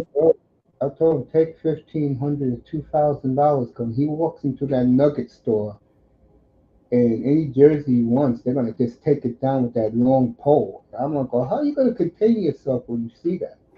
I mean, what's it? What would it be like living like Parker or like I feel like Aspen is probably just way out of everyone's price range, but like I don't there's probably know. places like I don't know. I never been to Denver, but I can tell you, for me, living on the West Corridor, like if you live in Seattle, Vancouver, Victoria, BC, or Montreal. Portland, outside of Portland, the West Coast is chill until you get to Southern California. until you get the yeah. There's just something about Southern California that everything changes. I can't explain it, but it's like a type of place where if you're in the right spot, you don't want to leave. Yeah, it's like home basically. You can find like a place that's like home. Yeah, Because the weather, the people are laid back. Go ahead, Phil. Utah be a nice place to go. All right. Anyway, I don't know about you Utah. enjoy, bro. You enjoy Salt Lake City. Shoot, You I enjoy- went, I take Utah or Montreal. I go to Montreal. better. It's like being in Miami. It's Miami North because it's colder. But like I said, the one thing about Salt Lake City, I'm gonna give them a hell of a lot of credit for. There's nothing but salt mines there, but at least they are building. They're about to build a $900 million baseball stadium because the word on the street is they're going to get a baseball team. They're building a humongous sports village for sports fans, and I give them credit for that because they do love pro sports there. Where the Jazz play, they got a great pro shop there, and they sell every team, but it's just NBA. I think now they're doing hockey because the hockey team has been successful, but they sell nothing but NBA. Or any team you like, they sell it at their store. And when I was there for a day or two, the people were pretty cool. Yeah, I don't. Yeah, it's just the West Coast is like it's just a different lifestyle. Just what I feel like it's when you get there. Way back. It's one of those things. I feel like it's like when you get there, you get there. It's like Yes, it's exactly. something like more. I mean, I could see myself living in Louisiana, like enjoying the Cajun lifestyle, like if, but Yeah, that would be because nice too. But you used to living down there, you'll feel more comfortable. Plus, you're SEC, you'll be all right. They won't bother you. yeah, and then there's also every year I get this like it's like I wouldn't say get this motivation. I'm like, we live in such a good country. We should explore all parts of it. But then it's like it's also expensive. It's also expensive to do all that. So sometimes like you got to wait for your life to unlock itself before you can do any of that stuff. So it depends, But I would advise you put that in your bucket list and go to every next year or the year after, more the year after, because you said you have to get your funds up. Go to 3 SEC Florida Gator road games a year and experience going to other stadiums. Yeah, I guess the other aspect is like getting a house every 4 years, right? Like I guess with the way the market is now, it's like that's like the big worry is like will you end up sitting on that house because I feel like that's like that's the big issue, right? Like if you get a house in a certain place, it's changes it's everything. like I'll be right back. Go ahead, walk off. Miami's up here. Molina's yeah. up here. Go ahead. I'll be right back. You keep talking. What's up, Mel? What's up, Mel? Coach Bargav, I'm alive. What's up, sister? I'm alive, but not doing too good. I'm down with the cold. Uncle Mace, happy Sunday. Mr. Miami got his piece back. I'm gonna leave that alone, but I'm very glad. I know he's been talking shit about hockey ever since the Montreal gone out cold. Yeah, we got knocked out of we gone. I'm surprised yesterday Mitch Marner went off crazy. Yep, I'm still depressed. No more Montreal. Yeah, and the way you guys got your back blown out, I mean, pause. But 6-0. Yeah, You I had a can't good be run, though. You had a good run, much farther than we ever under the Leafs. That's all I'm gonna say. Y'all had a good run. I cannot stand the Hurricane. Hurricanes, they gotta go. Look at yesterday's game, and then we got the basketball playoffs. Yeah. I mean, I've been saying it. I think the Knicks are gonna do it, and I don't got a problem with the Knicks players, but the fan bases, Knicks fans are. You ain't ever gonna hear the end of that. No. No, you're not going to hear the end of it, but They deserve it. I'm going to have this discussion once they win it. This team's one of the greatest teams of all time. That's a definite. And if they win tomorrow night, they will have won 14 in a row, beating their opponents by 22 a game. And if they win tomorrow, they'll sweep the Spurs, and that crying ass bitch when Miami will go back to Paris. What a fucking wimp. I'm glad American people are getting on his ass. What a wimp. And then after the NBA And season, they back at the Garden tomorrow night. Yep, and our president, who has been a Knicks fan for over 50 years, and I told these migrants and these immigrants and these foreigners, that man has every right to be at the game tomorrow night. He's a Knicks fan. He used to be a socialite in the 80s, and he was there since Bernard King. That man has every right to be there. Spike Lee? No, not that clown, President Trump. Oh, Trump. DX don't fuck with Spike Lee because he's a fake Arsenal fan. Anyway, yeah, I was killing my man. We don't leave him alone. I've been whipping on Mandani last couple of days. Last week, that idiot lit the Statue of Liberty for Arsenal red and white, and this idiot forgot who plays in his town, and they just said, F him, we will paint the city orange and blue, and that's exactly what they've done. And now the Statue of Liberty, the Empire State Building is now orange and blue. Yeah, so on the what's the guy's name? Mamdani? That's the guy's name, right? Mamdani, yeah. Yeah. So is it true like Trump likes him? Say again? Is it true like Trump likes him, like Mamdani? Yeah, he does. Yeah, he does. Is that New York man? Mandani, from what I can tell, is all right. His problem is with me and a lot of others. Whenever Arsenal won the Premier League, you couldn't shut that man up. Oh my God! Kicking a soccer ball last week in a $10,000 suit, smiling and grinning. And I'm like, dude, man, do you know what's happening here? Of course he did. Good for the New Yorkers. They took charge. I saw your friend at the parade, Moss, Miss Posh Mix. Oh, you saw her? Yes, she was filming herself. Was she still? Who is the blonde big monster on Man City? Who is that guy? Holland. She cannot stand him. Oh no, she was taking a lot of shots at Holland. Yeah. Yes, he cannot stand Man City. Yeah, So I guess with the Arsenal situation and in New Yeah. York, there's a lot of Arsenal fans in New York, and I guess like with I guess New York is still like one of those places where it's still one of it's still one of the hubs where like it's very liberal. It's the finance capital of like the U.S. They basically, right? have one thing about New York, and I said this about the football NFL teams. I think Arsenal has the best Arsenal bar in the country.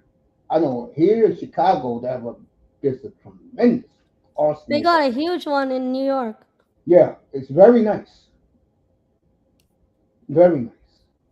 I Yeah, gotta get up New I York. guess this is the thing. Like, Cash Patel got in trouble for our FBI director. Is he was big into like U.S. hockey, right? And he, Yeah, hugging the I guess he players, drank a drinking beer. I beer, guess he drank. I mean, acting I like guess a you kid. can't. I guess it doesn't. I guess it doesn't look good when politicians have No, no, are no, no, sports no. fans. What Mangani went wrong, and this is why people got on him about this. He forgot the Knicks won the finals. So, are we gonna have conversations about Cat and Brunson once they win tomorrow night? I'm gonna have conversations. The Catch sucks ass. I'm gonna have conversations about Brunson, and a lot of Knicks fans have reached out to me, and T, a whole lot of them, and I And will have T's that team finally gonna do it. because, like I've been saying all week, what this little man has done, and it's really just him. He's gonna go down as one of the all-time greats, and I know a I lot agree. of people don't want to hear that, but I'm sorry. Yeah, I but got I got a huge Well, crush on Cat, but I mean, I'm gonna Jalen leave that Brunson topic is. alone. I mean, Jalen Brunson's a winner, man. I mean, he won Damn he right. won two titles. He won two McBride. titles in college, and like Oh, it's like I said Friday night. He's better than Shaq and Kobe combined. And I'll New say that York when is I gonna make be it. mad mayhem. Oh, yeah, tomorrow night, New York's gonna be. yeah, rightfully so. I mean, The city's They uh, deserve excited it. for it. They We're deserve excited it. for it. You know, I'm not excited for it. I could care less, but the city is excited for it. Long overdue, Knicks. yeah. I mean, I saw videos. It's like, how do you get? They How do you even? gonna win How me do you? some good money. I mean, the city comes alive for the Knicks tomorrow. Yeah, but it's I bet on them 2 weeks ago. it's couple Cat. hard more to get. days. It's hard to get home though. That's the thing. It's like going out every No, it's morning. not hard. Everybody hops on the subway, wherever a borough they live in, they go home and go to bed. Yeah. But Yeah, that's not going to happen tomorrow night and Wednesday because Trump is going to. yeah, about a couple more days. Basketball season about to be over, and it's gonna be. Don't forget the Giannis sweepstakes. It's That's Well, what you Miami Heat fans be talking about. a possibility we might get Guinness. And you'll still be eighth place. I'm still gonna grab the Heat. Giannis sucks ass, bro. Let me tell you. Well, my Raptors ain't any better. That's all I'm saying. Yeah, we'll have the conversation up there. If the Knicks sweep, I will definitely put them in the top 5 of all time, and I will also put Brunson with the all-time greats.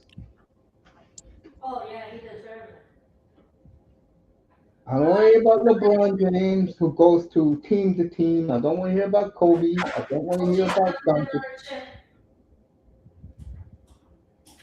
So I I want did to. this 2 weeks ago, and it's about to pay off. Yeah, if the Knicks win tomorrow, they will sweep them. And the new target will be they'll be singing goodbye Wendy. Yep, and Vegas if Vegas win two more games, they about to be the champs. Boy, what a night. And I was killing them this past week, but they keep talking about him over Jack Eichel. But after last night, what a performance by Mitch Marner last night. Oh Wow.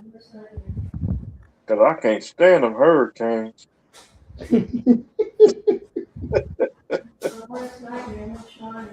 I'm still pissed off about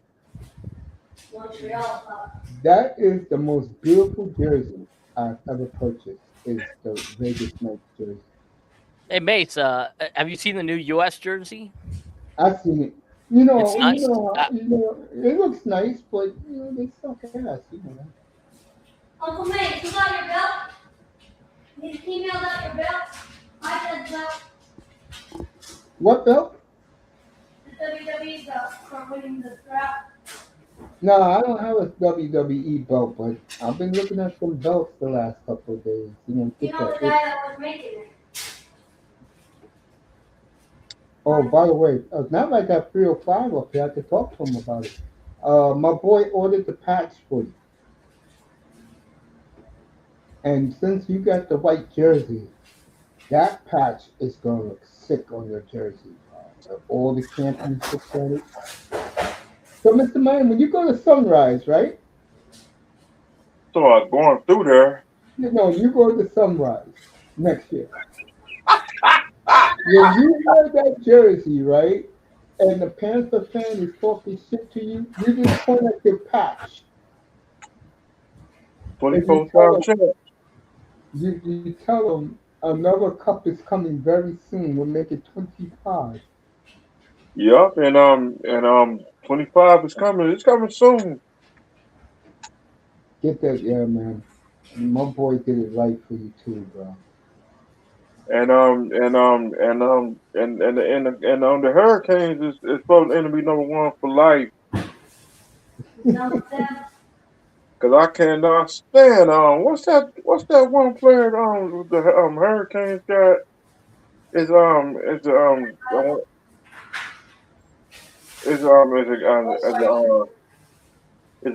not Marchand The Marchand, Florida. Hurricane. You talking the Hurricane? Hurricane. Who? I think the I know you're talking about. I'm trying to think of a player who produced in that series. Stan Coleman? Yep. The goaltender Freddie Anderson? Yep, and Or Stan Coleman? all of them. Well, that when they beat us 6-1, I was both there feet in front of my house. I'm sorry about that, but Carolina tried to bully you. I didn't expect that to happen. Well, Like I said up here last week, like I said, let's see who Carolina's. and that song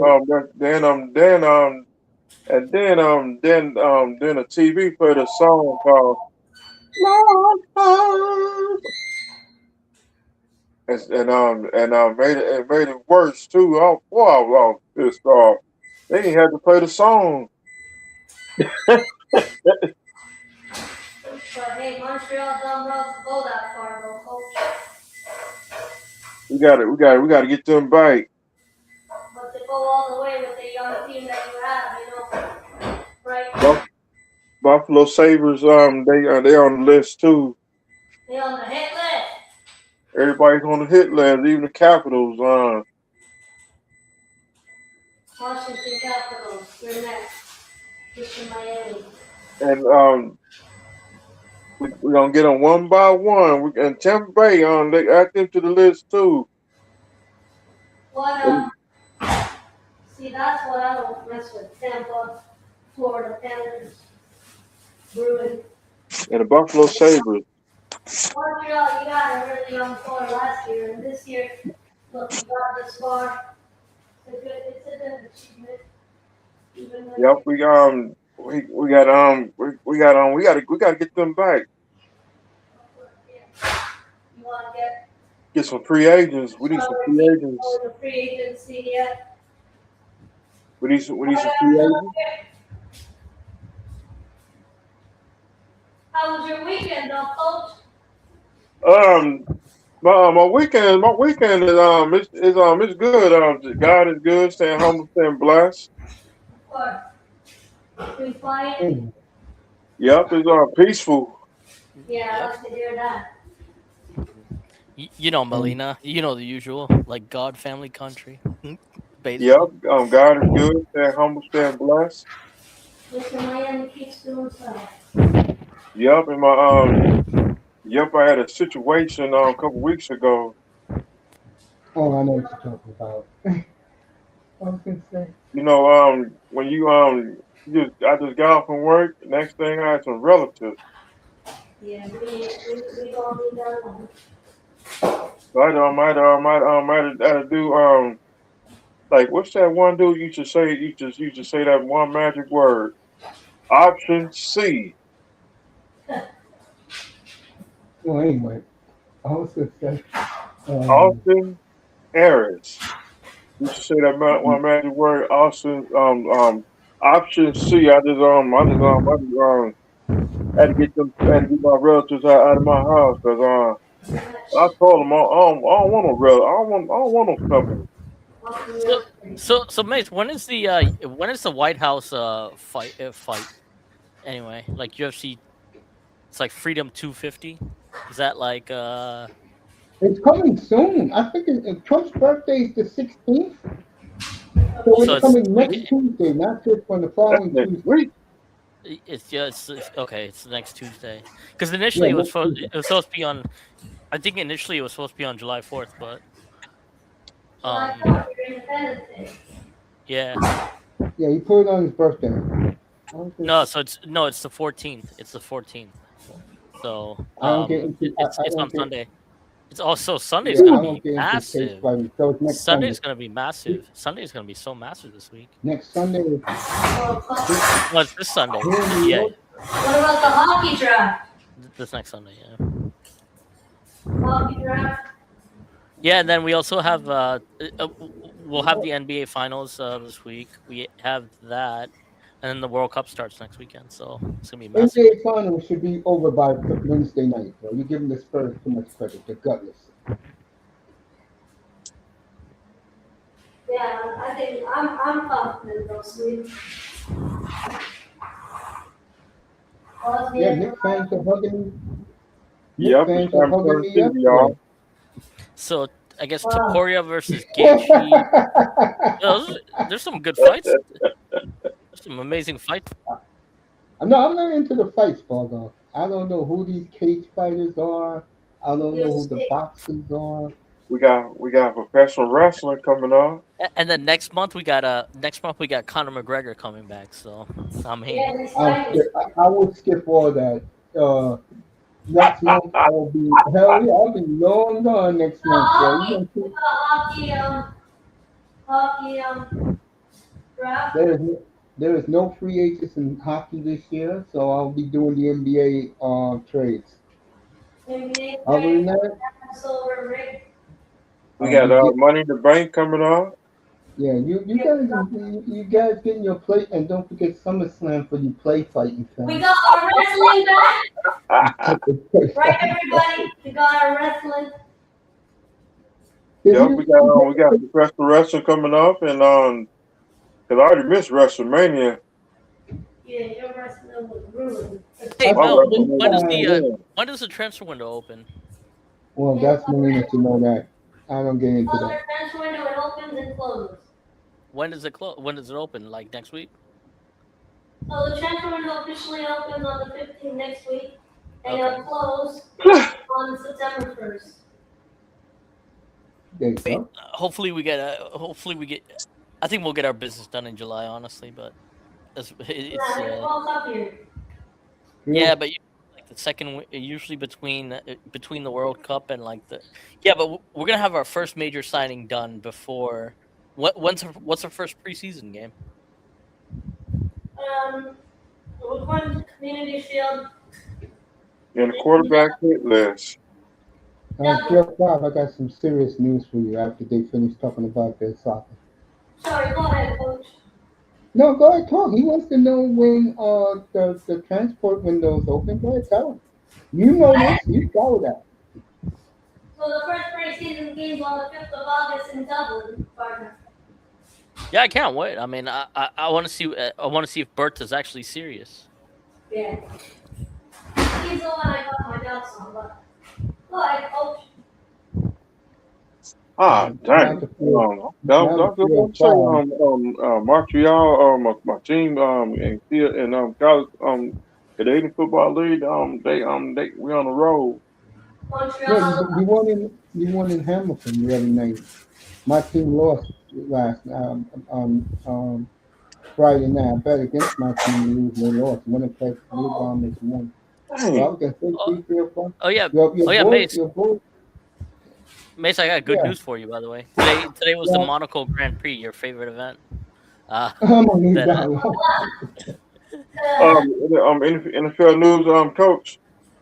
NFL, no, because they made the trades a week ago, but the Canadians about to make a big move, 305. Don't worry, they're lurking. My Shoot, man did not like the way that season ended, bro. so didn't. It's like I was gonna say. All right, this is Carolina. They sweep a gutless Ottawa team. Then they beat a young Flyers team who won a round against their arch rival Penguins. And then they played a Canadian team that was very tired, that went 7 games both series and won both 7 games on the road. Now they're playing Vegas. This is a real team here who they're playing. I don't know where Carolina came from. They just woke up. Yeah, they've been good for the last 9 years, but finally, because Florida wasn't around or Tampa Bay, they got through. They broke through. In Buffalo,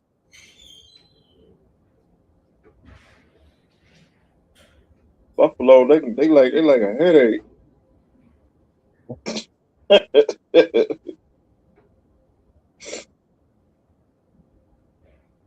And Carolina they like a thorn.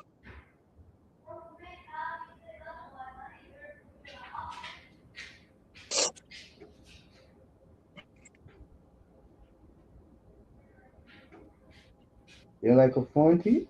They like a thorn. Yeah, a pain in the ass to you. Yeah. Yeah, I can see that. Tired of it. Yeah, it was great talking soccer with Barloff earlier. He taught me a lot of things I didn't know. It's the world's best sport. You better, the most popular sport in the world. You better understand it.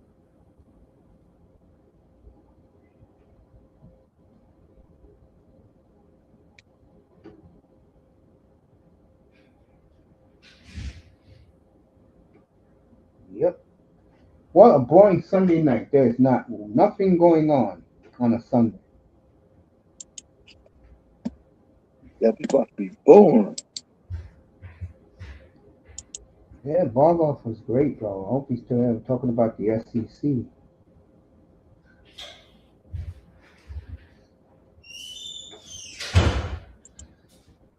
And Melina, I don't know if she's home or still overseas, but she's still celebrating. I'm here, folks. You can't hear me? I hear you now, yeah. I said I can hear that you. you are still celebrating. I just got home. Yeah, I just got home a few days ago. Unfortunately, The flight from Toronto to England is nonstop? nonstop. It was 8 hours on the way back, 7 on the way there. Oh, okay. I caught pneumonia unfortunately, on the way back. I remember that. Oh, you got pneumonia again? I know, it happens to me every single time I leave London. I don't know what it is with their weather. Well, first of all, their air quality is trash. Their air is really bad quality. We take that shit for granted here. And I don't know, their weather is so bipolar, it often gets me sick. But I ain't missing no Arsenal championship for nobody. My mom's here saying, I told you not to go, you're gonna get sick. I said, Mom, leave me alone. This is Arsenal's first chip in 22 years.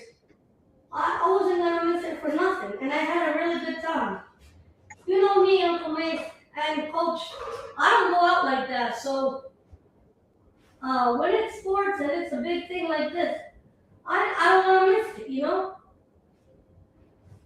I had a There great you time. go. It was incredible. Even though we lost the Champions League final, people thought the parade was going to be bad because of it, but we all had a great time.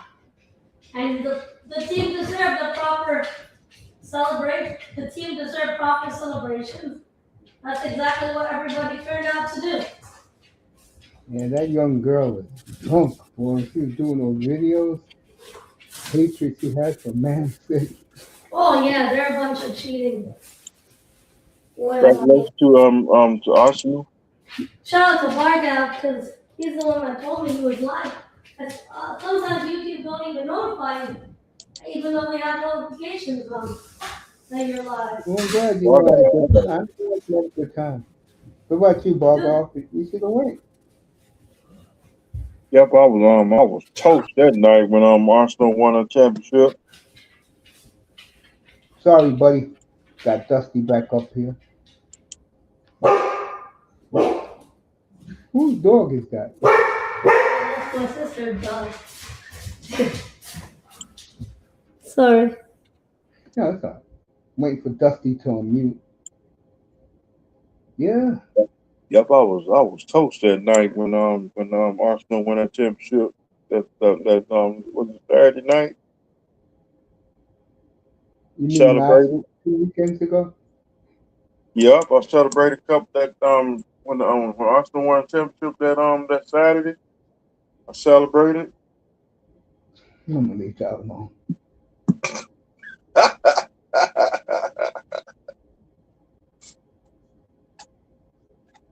Yeah, my mother asked me, who was it? I think that was game 2 of that series. Because I wasn't, I don't like watching Carolina. They're so damn boring. But my mother loves the white one, the white Vegas. Vegas makes the best jerseys I've ever felt for a hockey jersey. They're very nice. Look like Vegas might they might win the whole thing. If they win the whole thing, we'll have their next 3 picks the next 3 years.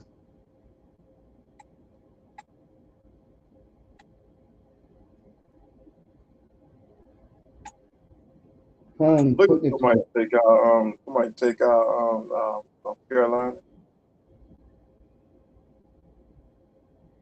Well, I think Vegas is going to win it because the way you beat Carolina is you gotta keep pelting them and pelting them. Montreal's a small team, and I think that's why he wants to make this big move. Nobody knows what it is, but he's going to do something. So we just ran out of gas. Yeah, we gotta remember something though. 305. It's Montreal, and those people up there, when they get a taste of success, they become a little delusional. Remember, I told you about that. Whenever Dusty's ready.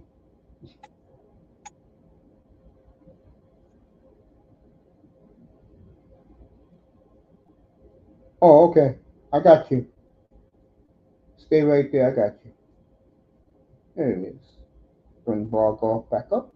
There he is. Yeah, you guys Mace. can keep talking. Yeah, Mace. It's a good time for sports for the most part, but it's gonna be. You think so? True. No, go ahead. Yeah, it's I feel like the way like the younger generations growing up on sports is just so different though than like what we're used. They're about brain culture.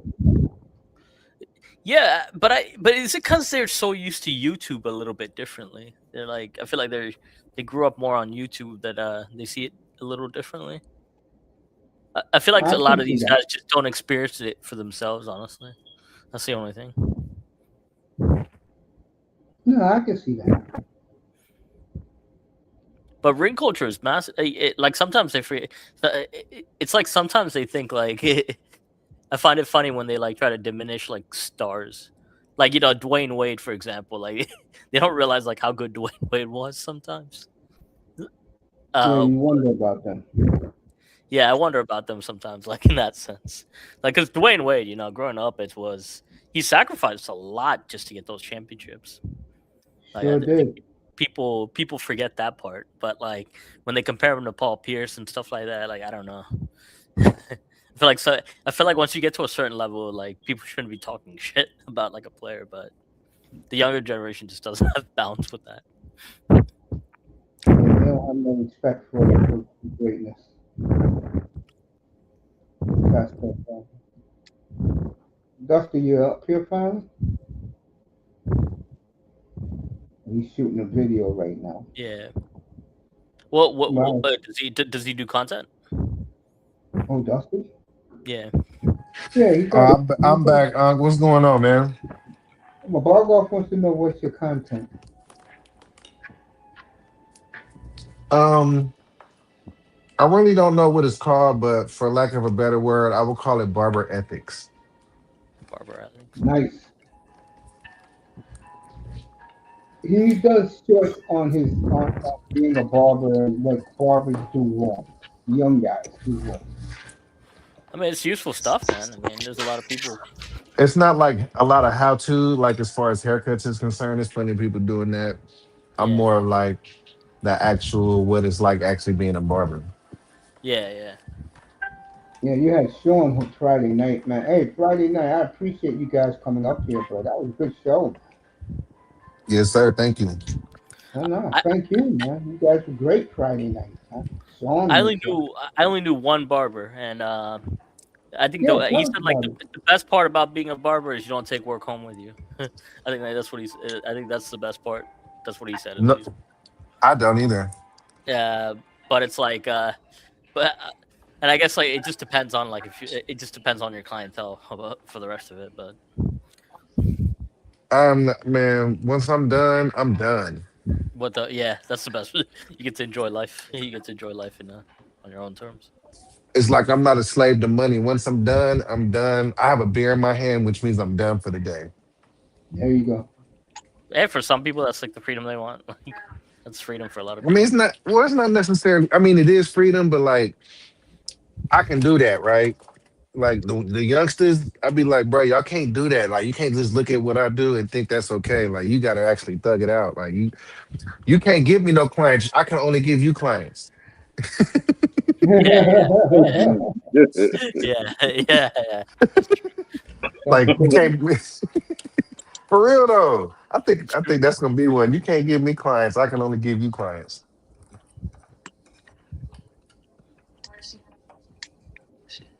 I don't know. It's just the young judge mentality, man. You just feel like the world is so easy. Like, so, I mean, don't get me wrong. Some of it's like it just being it's the attitude of being young, but they don't. They do not like to work whatsoever if they can. They're like Man, easy money.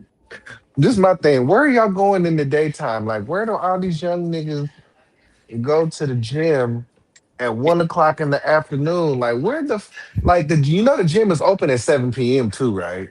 Yeah, You ever know Like, what the problem is? They uh, get inferiority complex when the working people making good money in the gym. I see it here all the time, Dustin. All the time. and wonder why people walk out and don't never come back. Like, they don't even get it. I would agree with If that. I see. I if I feel like. come in, Sorry. Go ahead. Go ahead. go ahead. No, you were like you were deep in thought. So. No, I'm about to say if I walk into a place and you don't act like you happy that I'm walking in to spend some money, fuck you. You're right about that. I get that treatment all the time. Dead ass. I get that treatment all the time. They keep on playing with you like that Uncle Mace go to Poppy and them. Hmm. No. For me, it's just hard, bro. I tell you one thing about Pop. I tell you one thing about Poppy and the boys. At least they charge $25. Okay. But you gotta damn near speak Spanish to cut the line though. No, these idiots talk English because they want to kick it to the chicks. That's why. Because they get a lot of chicks in there because it's unisex. Mm. It's the one thing for the life of me, man. I couldn't find it. It's like I tried a million hairstyles, just couldn't find that. Yeah, I couldn't keep a one consistent barber. That's the only thing. It's just either they move, they move on, or they end up in jail. One of them ends up in jail. Yeah. But like, it's it's a hard one. It was a hard one, like finding a good barber, but I still haven't found one, honestly.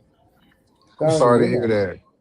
It's Like, for real. for me. I don't. For me, I it's the one thing I hate though. Haircuts. Like it's the time consuming aspect of it, but it's also like the whole experience of it. Like just never liked it. But I mean, you know what? It is time consuming, right? But so is the aura that you get from that fade I being agree. crispy. Like, I it's a agree. difference between getting that 25-minute yonder zit zit and then that 45-minute, 50-minute blender. You understand me? It's not the I same know what you mean. feeling. I know what you No mean. one has Like a nice haircut. Your boy, the Liverpool boy, your Liverpool friend. Man, no comment, Unc. No, that kid got a nice cut, bro. Jordan Hyman, Judge he got a beautiful haircut, bro. no, but you're right though. It's like there's a difference between a 30-minute haircut and like a good like solid 60-minute haircut. Like a barber that takes his Hell time yeah. with details. My Oh, my It it barber, it it, I mean, it, it's 30 it, it minutes. ain't it Like ain't the same. Like, it Miracle oh, Wrist is in a rush, and to me, like, I don't want nobody cutting my hair that's in so much of a rush that they can't put a guard on their clipper. I agree with that. Facts. You're gonna like cut my hair, you cut my hair. I would actually tip them well. Like if they took their time, like I'd actually tip them well in a sense. That's what Everybody I do. But does. it's also like it also depends if you have a busy lifestyle. Like for me, I'm always so busy. It's like trying to fit in like a good 2 hours out of a haircut and sitting there like watching like being on your phone. Like Now, haircuts, no haircut should be 2 hours. no, Okay. sorry, like 1 hour, 1 hour, probably about Mm. closer to one. Now, That's you if over you here get like getting the you whole. over here getting a facial and a motherfucking, and then getting a scalp manipulation. The motherfucker getting his shoulders rubbed on and shit.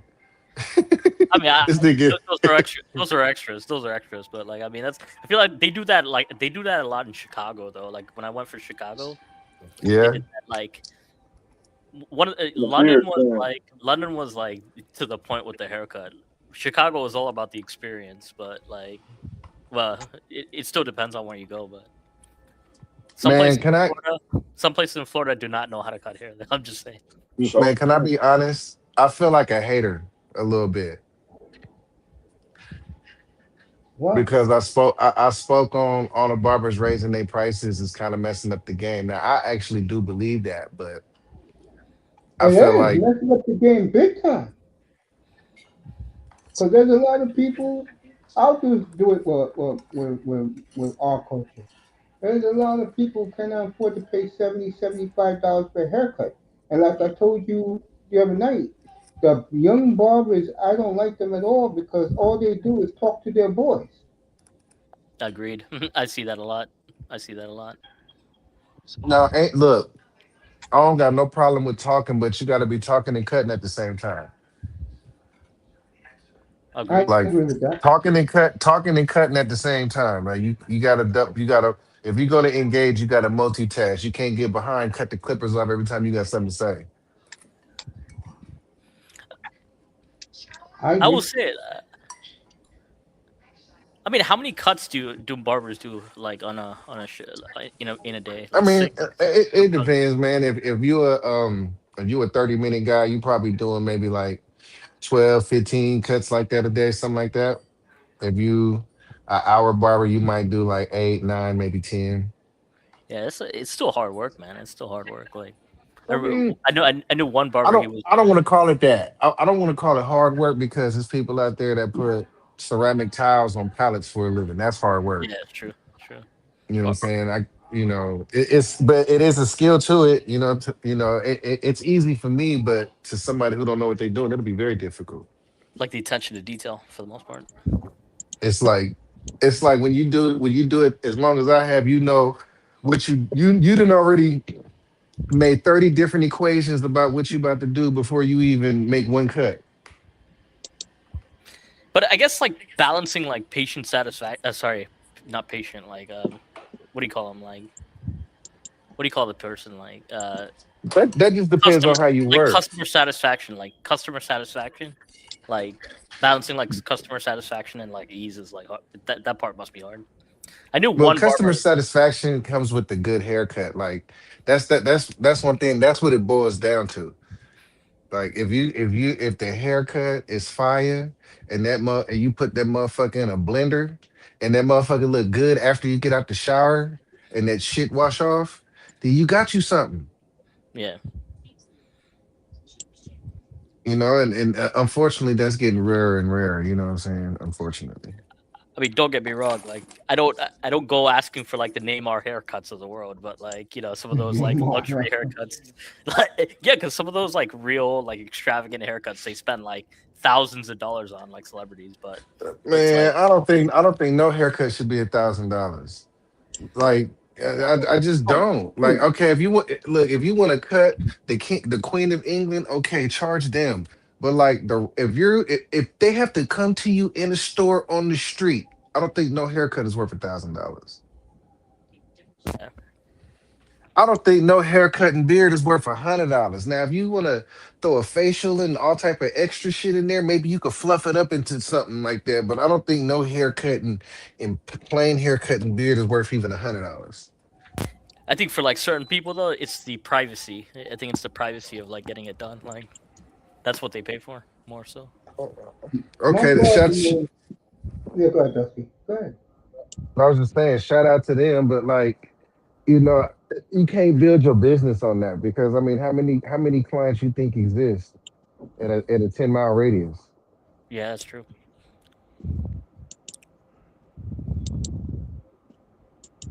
You know, it's people that can do it and it's people that have done it, and I'm not hating on them. Like, shout out to them.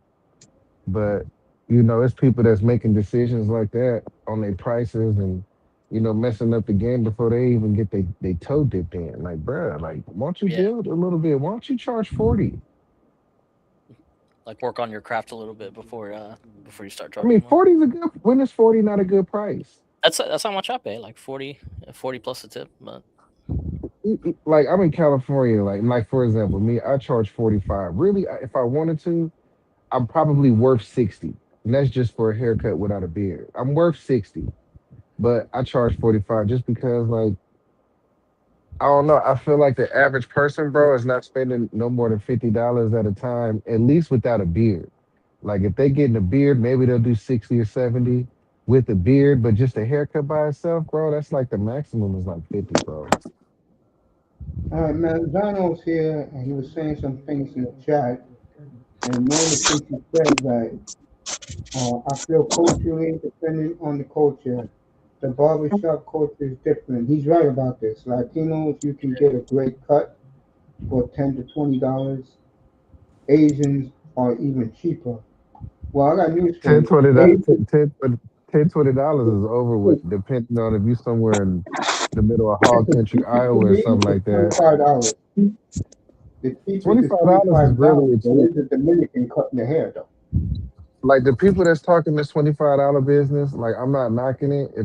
If you're happy with that price point, then spend it. But like, people got to understand, Supercuts charges $28. yeah, No, that's to me, Hi, Melina. honestly, to me, I'd rather have the barbershop experience.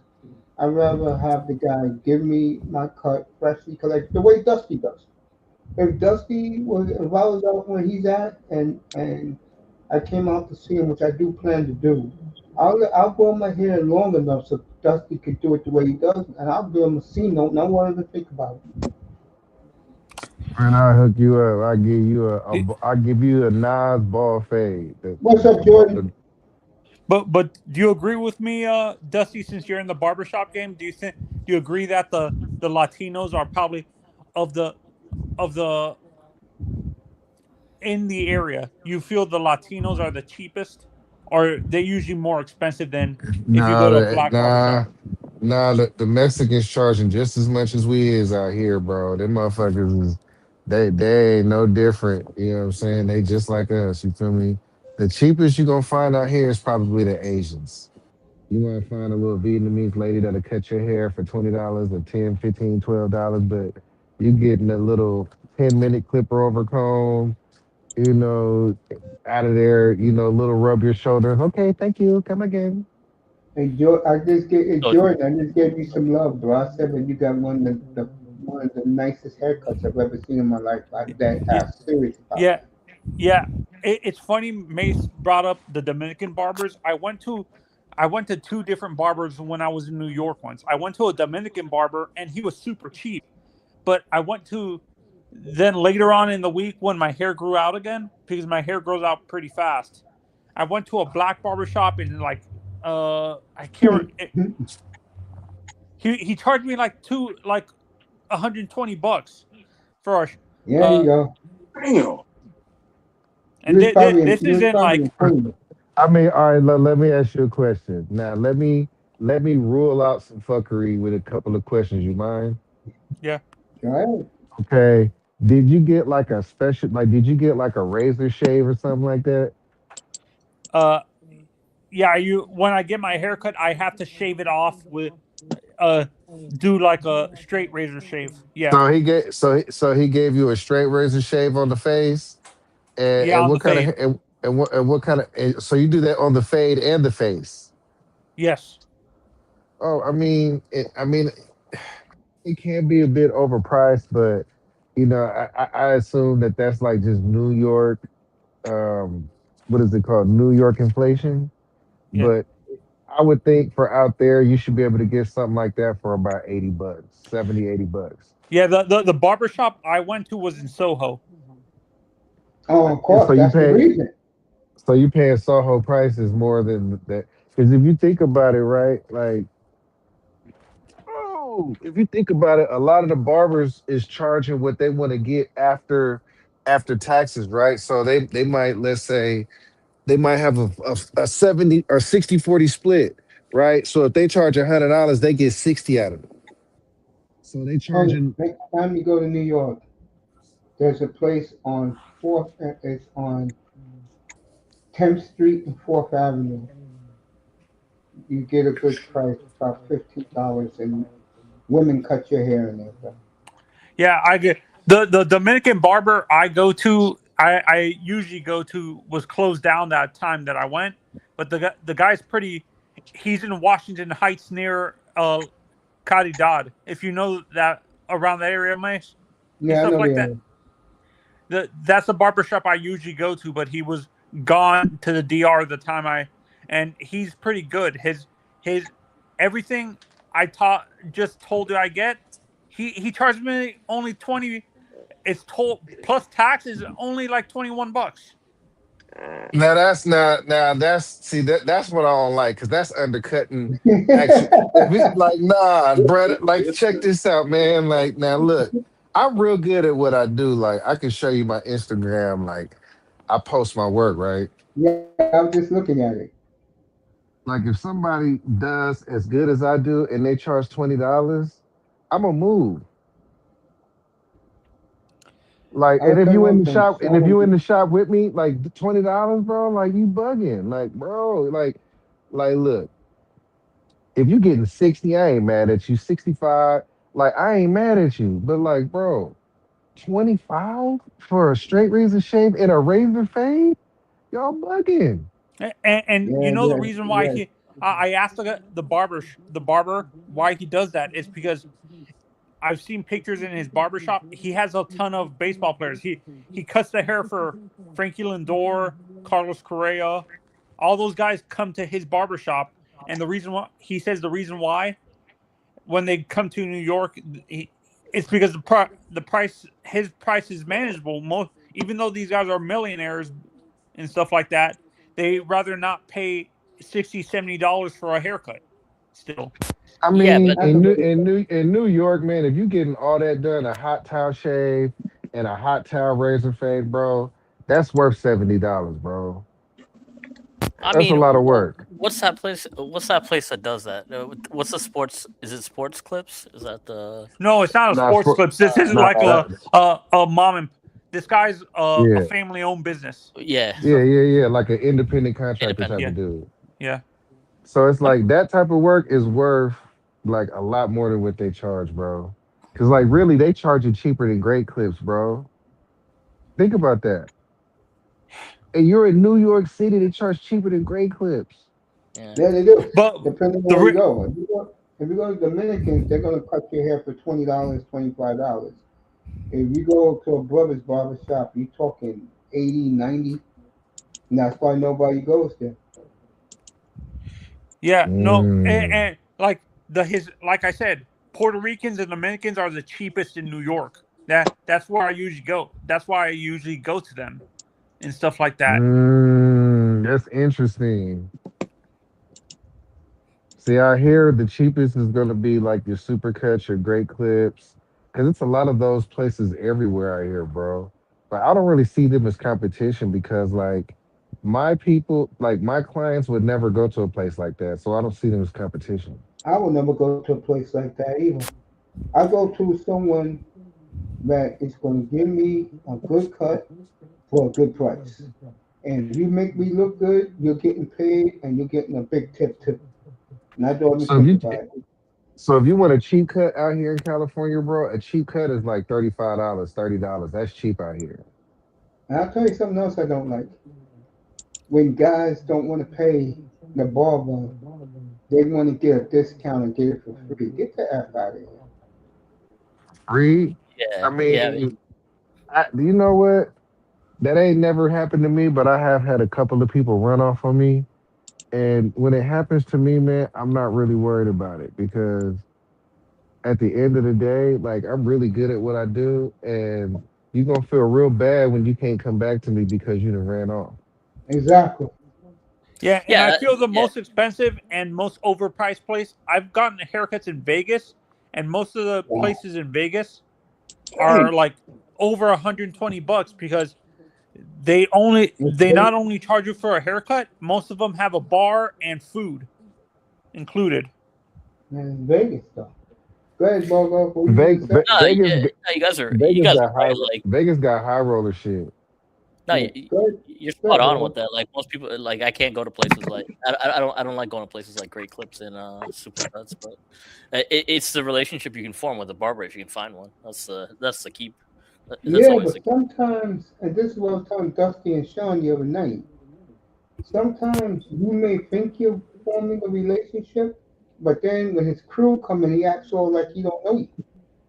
And the And number one thing that's I don't like about unprofessional. these barbers, they rush you when their boys are there, or when there's a lot of people there. And I don't like that shit.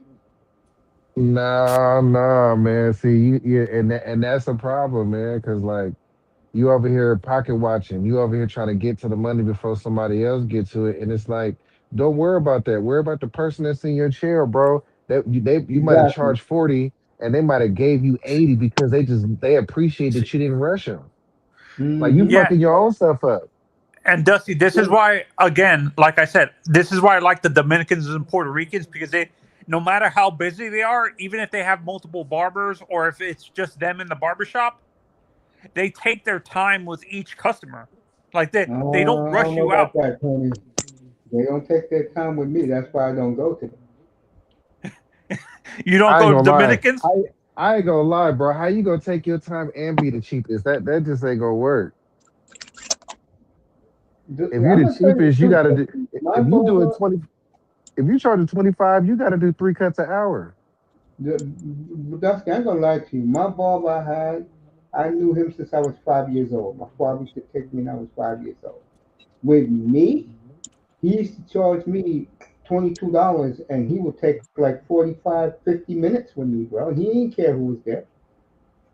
He likes to brag. I known this boy since he was in grade school. I said, thank you, sir. Man, your work gotta be the standard, man. I agree.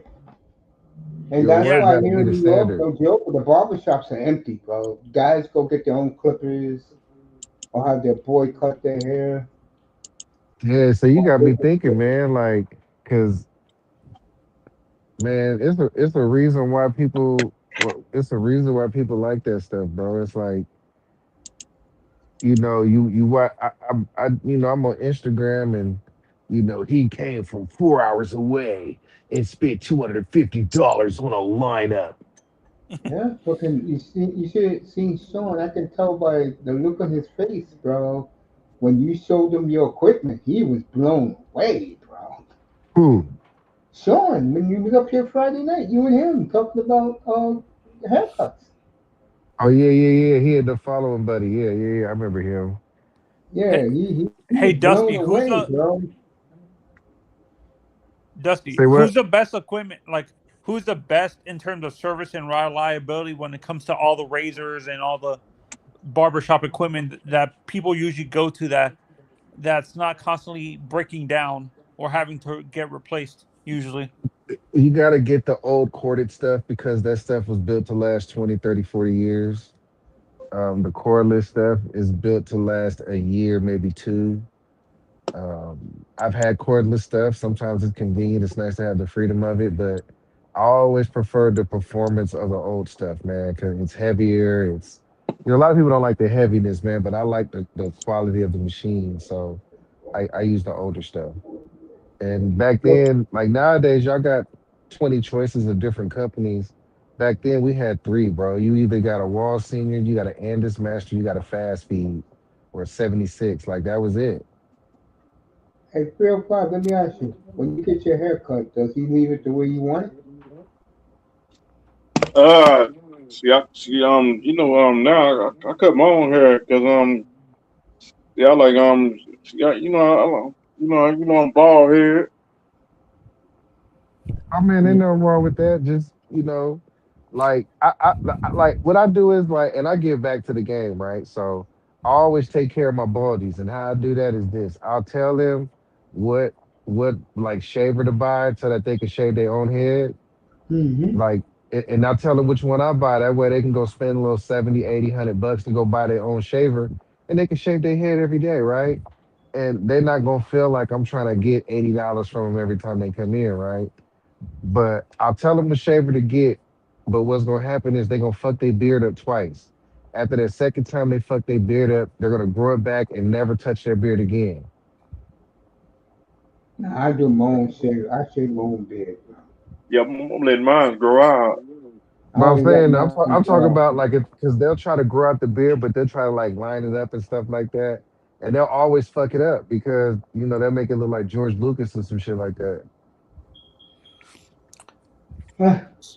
I mean, how long did it take you to like master haircuts? I'm gonna be honest, bro. Like I was probably like 24, 25, 23, 24, 25. Um, but shit, by that time I was in the game like 7, 8 years. Yeah. I started at like 17. Now I'm fucking pushing 40. So I've been cutting hair longer than I have it. Yeah, it's like it's one of those things. It's just more you do it, the better you get. But So, you have to like go through the art form, initial. bro. I guess you got to meet different clientele and like you got to go through the so, mistakes of it though. so Dusty, does Cali have the same horrible inflation when it comes to haircuts and pricing to like a place like New York or Vegas, or is not as bad? I'm gonna say LA and San Diego is pretty expensive. Like people in LA are used to paying like $80 for a haircut. Um, the Bay I can't speak on, but I don't really know much about what the haircuts is costing out there. But I know like in the Sacramento area, you looking at around 60 to 80 for a haircut and a beard. Um, the average price you're looking at about 45, but the ones that's really good, they trying to get like 60. Hmm. Yeah, 60 feels like salon almost. Like there's some It salons that is. cost. There's some salons that start like Bro, standard price. I'm talking about for a blowout taper, bro. Yeah, A regular, a mullet with a tape. I'm talking about irregular. I mean, a ball fade with waves. Yeah. yeah. Yeah, but here's the problem, though. This is what I always say. Again, when you're dealing with barbers who really is not feeling you and what you want done, or they try to dictate to you what they want done, they do it too quick and they really don't care.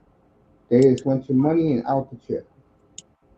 And I don't Yeah. like dealing with barbers like For me, I like to give barbers a little freedom, but like it's like It I depends saw on what you asking for. Sometimes y'all be asking for some bullshit, like some real shit, like yeah. motherfuckers.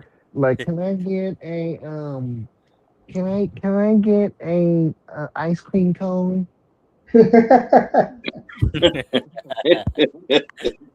Like it's a real haircut called the ice cream cone. Y'all think I'm bullshitting? What the hell? That sounds weird as hell. That's a real fucking haircut. Yes, an ice cream cone, nigga. Yes. How it's Look it like for up. a brother? Tell me how it's like when you do a ice cream cone for a brother. It's like a, well, no, it's a white boy haircut. It's like a Oh, okay, fucking it's a white okay. boy haircut. Most I black forgot. people, bro, they That's don't get everybody. weird shit like that, man. Like they might most black people get regular shit, bro. Let me get a low taper, a high taper, let me get a fade, let me get a taper. You ain't really doing a whole bunch of weird shit in no black shop. No, It, with me, well, I when it want comes my to the weird first. haircuts, I feel the Latinos and the white kids always are the ones that with the weird, doing the I'll weird Because take a crap. Jerry curl. their Or hair is or similar. there are a couple of black kids that I cut that get weird haircuts, but they got white moms. Okay. What's the safety, Dusty? I'll take a Jerry curl. What Uh-huh. was it? It had something to do oh yeah, uh yeah. Usually I like my hair cut with skin all over my in the sides and the back and the lulu like an Skin empty fade. hair with a part in my hair like a full moon, a half So you moon. like a so you like a skin fade, like the non-skin fade, yeah. Yeah, like I get the kitty And the haircut. part. I do That's dope. completely. I got you. Yeah, because I I look like do a a complete skin. I 'cause mean, I if you're look gonna like put like if you're gonna put like stars in your hair and like all that, no, that's not me, bro. like soccer players, like that must be like That does that costs a like lot of money, bro. Dude, I up take here when you put two design in spots. your That's head, it. that yeah should cost like $150, bro. Real yeah talk. you gotta be like precise with that one, but There's a dude I don't know him, but we go to the same barber. But he gets his done by a young guy. One day he was bald and he got the Lakers logo on his head, bro. It took like 2 hours to do because the guy had to do the painting and everything. Dang. Cost him 225. Hey, can I ask y'all a question? Yeah, go ahead. So one of the little homies came in, right, and got a haircut today, Yeah, and he got court tomorrow, right? yeah. And he asked me what I thought. I'm like, because he had just cut off, he had long hair, and cut all his hair off, right? And I'm like, bro, go to Sephora. He was like, for what? I was like, let him match your skin, nigga, and wear some makeup to cover up your face tats, nigga. Thank God I'm clean shaven, bro. Huh? You think that was bad advice? I mean No, he gave him the right advice. He has to look yeah For court? presentable. For I mean court though. that's Yeah, the I thing agree. that's Cause the thing because they see him with designer tattoo on his face or some stupid little logo or dots. That's already against them. it's Tattoo like all on his neck and face and shit. Yeah. it's like my parents. It's like it's like you look good for other people, not for yourself. Like so, when you get haircuts and stuff, Hmm. you better look right. You better That's look why I right. took the haircut I did, and I don't care what people think except my mother. My mother likes it. That means Yeah, you did a great job. And man, you know what I tell little boy? Well, this is what I tell moms, right? If you like his hair, because you know, boys, they be wanting the same. They all want a blowout taper. Can I get a low taper? Like they all want the same shit, right? But how I help them out, if I feel like mom being too hard, I'm gonna be like, dang, mom, you do realize that if you like his haircut, he probably ain't got the right one. yeah. Yeah, it's Like if true. you like his haircut, he probably don't got the right one. I mean, you got to go through like a million. You got to go through a bunch of haircuts before you find out what you like, anyway. So No, it's about because they want what's trendy. yeah, but that's true too. That's true. I think most And Have you people. ever mom, done a bowl cut? no. Do you know what I'm talking about Now, though? I know exactly what you're talking about. I never had the pleasure, but I did do my first flat top recently. My first white boy flat top. I did black flat tops all my life, but I did my first white boy flat top recently. Are you talking about the Fresh Bowl Prince cut, flat top? I've done no, that's the black flat top. I've done those my whole life. I did my first white boy flat top, like Hank Hill's daddy. Oh, okay. I know. It took me a little No, bit. the Cotton Hill haircut. what's that? What was that one group? 3 Time Dope. They had that rough box the table. You remember that movie Me, Myself, and Irene Yeah. Yeah, with Jim Carrey? That's a flat top. Yeah. Like the military cop cut. Yeah. Yeah. Military cop. Okay, yeah. I see That's what the you mean. flat top.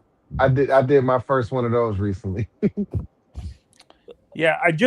For me, I completely get a 0 and stuff like that. When I do my haircuts are 0 because I was so used to doing it because of ROTC and stuff like that. Yeah, zero. So what do you zero's get, a skin fade, or you just get a bald head? Completely bald head. Oh, so you get a bald head, bald face? Yes. Oh yeah, that's why they spanking you for the because they feel like they doing a lot of work. That's why they spanking you, bro. coat jack. Like I guarantee you, if you went in there and just told them just do it with the full shaver, bro, that might cut half of that price off. I mean, I like to ask for 0, but like most of the time, like some people can't do it. Like it just No, I ain't depends. talking about this. Right. So he's talking about the straight razor, right? Yeah, I'm saying the straight razor is what costs more because you gotta do all the towels and all that extra lather and shit. What I'm saying is next time let them use the electric shaver and they'll charge you less. yeah. Yeah. That's what happened to me. Yeah. And where I live in Sarasota, the cheapest people are always the old white guys, to be honest, because they've been Yeah, in that the white guy together. As long as they ain't shaking, they'll probably give you a good shave. Mm-hmm. Yep. Yeah, And a these lot of guys, them most did of a lot these of guys them. have been in the area for like 30, 40 years and stuff like that. And they never change their prices, even with inflation. I mean, it also depends on the neighborhoods too. Like, but it's also variable with the neighborhoods. Like, you can get some good, you can get some good cuts in like bad neighborhoods. You can also get some bad cuts in But like good people don't want to go into those bad neighborhoods to get the cheap Yeah, haircut. I ain't gonna lie, the worst of the neighborhood is probably is gonna be better to cut. because they have to be At more least if you professional. black. They At have to be least if more you black professional. or Hispanic. If you black or Hispanic and you get like, typical black or Hispanic haircuts, you probably do gotta slide to the hood to get your haircut right. Mm-hmm. And if you can find somebody to do it right that's not in the hood, they probably gonna whapping and tapping on your pocketbook. Yeah, that's the only down. That's the only downside. So, so the people you say are the cheapest where you live in Cali are usually the old Asian Vietnamese ladies and stuff like Hmm. that. It's just, but it's not. You're not gonna get the experience though with that, like at all. Like Or it'll it's be like a Mexican grandma type shit, you know what I'm saying? It'll be like grandma little abuelita, a little 4'10" little grandma. Yeah, yeah, yeah. Like I said, when you go to Oh, come on, Florida, mijo. Come on, mijo. yeah, if you go to Florida, and Bargav is going to agree with me. The cheapest people are usually either Asians or Latinos. White people can overprice you. Like even white, oh yeah, like the if you go into the best place, the like downtown, it's gonna be super expensive and Miami. stuff like. yeah. Like I feel like from a service standpoint, like I feel like I've gone to some like white salons that I'm just like, it's just not like up to scratch. It's not But worth that money. yeah, it's Well, just this is not the worth that thing. money. It depends on what you're going for. Like, if you go into a salon, bro, that's a place you want to go if you getting like a flowy type of shear cut. Because between me and you, a lot of barbers really ain't that good with the shears. It's just me and a few others. Yeah, So if you're coming in there and you got like a beach boy haircut, and you want to keep it long, but you want to take a few inches off. There's a lot of barbers that can't do that, and yeah, that's what the salon is for. yeah. And I feel like when I go into those type of barbershops, like those really expensive downtown barbershops run by these like white people, they look at me like I can't even like don't even deserve to be in there. Like they give me this judgmental look. and They stuff got like that. yeah, but you got to see, you Then- got to know what their clientele is though. Their but don't clientele, go back. their clientele is just Exactly. different. Their Don't go clientele, back. yeah. Like I feel like you better be happy. Like I don't know. If you don't Yeah, answer that's your why I phone go right, Latinos. Latinos understand what I want.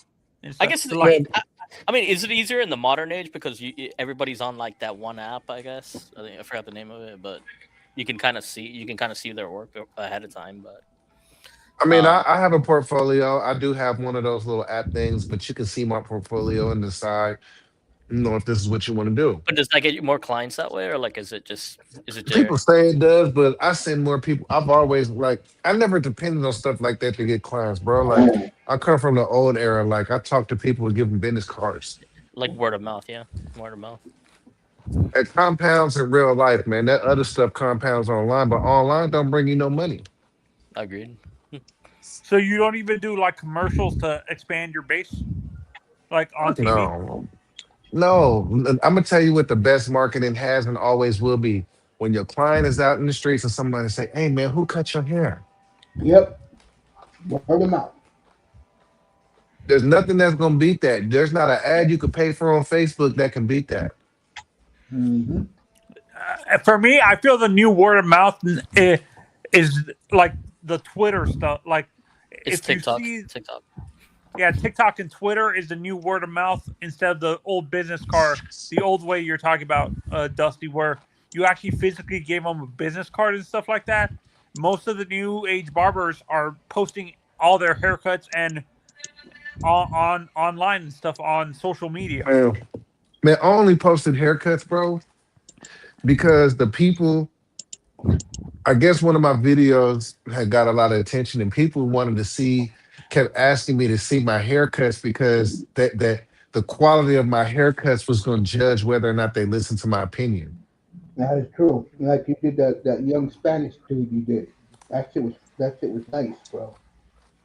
So, so like, I posted like 4 different types of haircuts, like black, white, Spanish kid, and I only did that just to validate my hands as a barber, but I'm not posting my work. I don't want to. That's not what I went there for. I mean, do you get those demanding customers ever? Like, you ever get those like demanding customers who can never be happy? And Not that people. never can be happy. I get picky clients, and they gravitate towards me. Mm-hmm. And the Like reason what? why is because they can't do that picky shit nowhere else, and they know that I can actually deliver.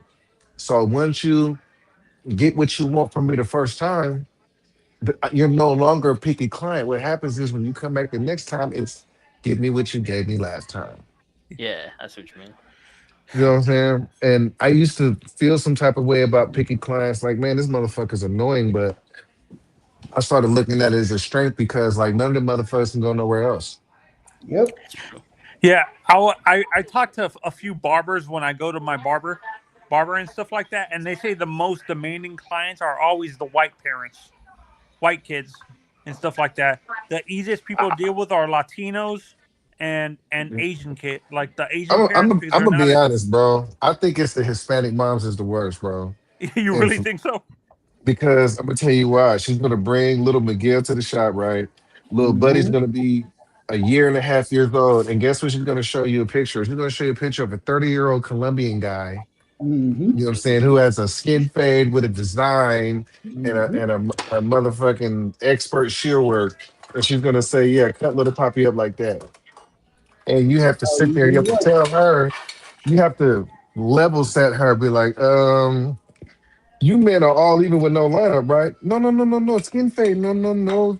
No skin fade. You too young. Too young. Is there And is there a that's perfect age difficult. for skin fades when it comes to kids? I mean, I'm gonna say the youngest is maybe 3 or 4.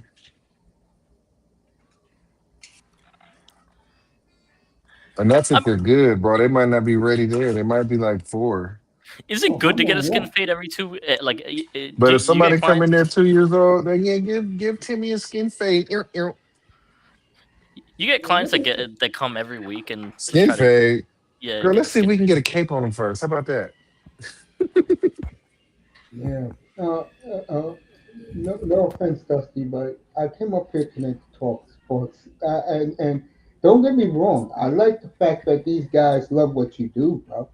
Because it tells you two things, Dusty. Number one, if they watch on Instagram, they'll see some of the real dope shit that you be talking about barbers being lackadaisical, don't give a fuck No, sometimes. no, And no, no. I'm with you, Mace. Back to the sports, right? What's up with the picture of Darian Porter? Like, what's up with the Raiders and the Dolphins? Like, what was the point of that? Holla at me. opening day, That's Dolphins at opening day, Vegas. Yeah, and Vegas. Yeah. and you hmm think y'all gonna win? I don't know. I don't know. 305, you listening, pull back up here. I don't know. We might only win 5 games like they bet. No, I think the Raiders are going to win seven. No team, and I did this feature on this, and you was busy making your money. No team have not reinvented themselves more than the Raiders, bro. It's not even close. Free agency, the draft. You got Crosby back. We still got 32 million under the cap, bro. That's just incredible, man. I love to see us get a couple more Georgia boys. Like, I want to see that kid Lewis Seen. I want to see us go sign him too. Let's bring all the Georgia boys back. Yeah, I think what the Raiders have done is unbelievable. You know what makes me sick, bro? What? All these bandwagon fans, bro. I ain't seen that, man. People don't even And wear you it. feel all. People don't even bang their set out here. Hey, are The, you I mean, going to that? the local like bar for me is all Raiders fans, and they Hell show no, up. I ain't They going to show up that in shit. large. They show up in large numbers on on Yeah, Sunday they're to back here watch in the New game. York too, but they be rocking their starter jackets, and I say it's glad to see you guys relevant again, bro. Man, you Yeah, should start calling these Raider fans out. Be like, man, y'all ain't no real Raider fans, man. Like, I you don't pay should no ask attention. them. You should ask them where was they last year. They don't even know the Sea of Hands game. You can't talk to these bandwagon jumpers, bro.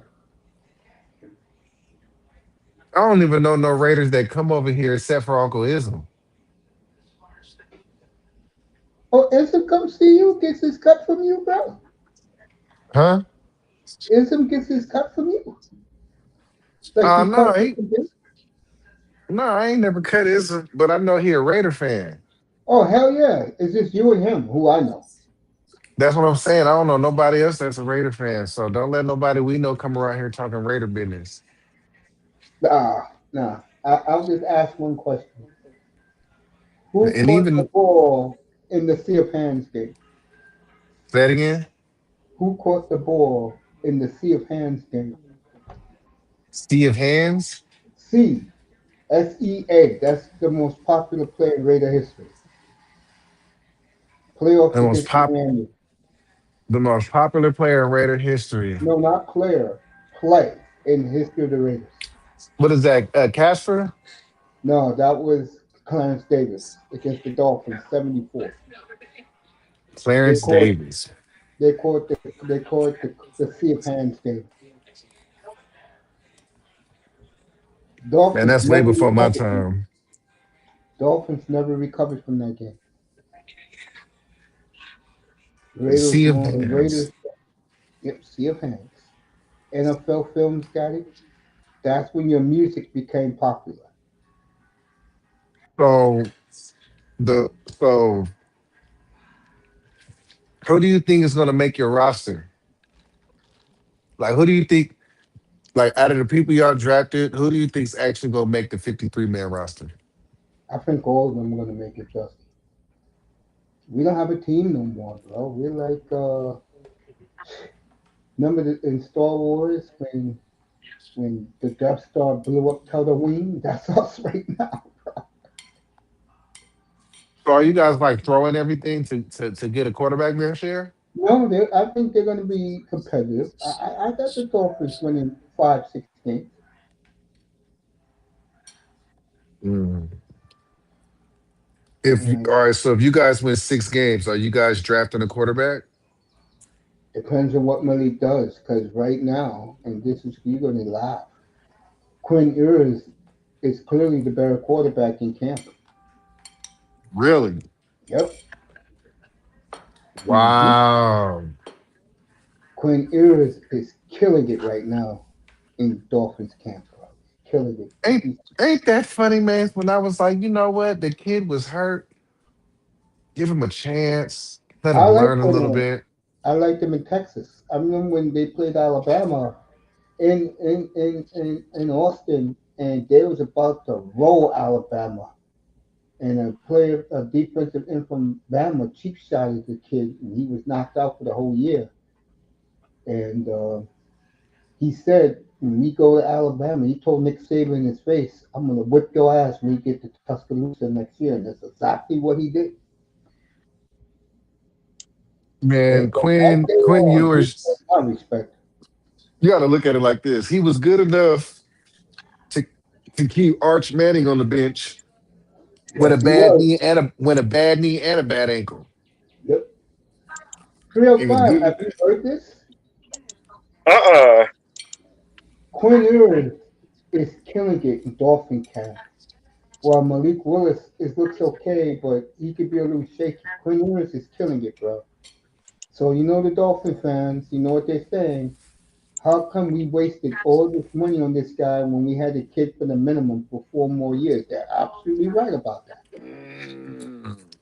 Damn. Big things are happening in Miami Gardens right now, Field 5. Me and Sean talked about it on Friday night. Things are changing in Miami. Malik looked like a linebacker. Bulked up. But he can throw that football. That's what everyone's saying down there. The kid has a rocket going on.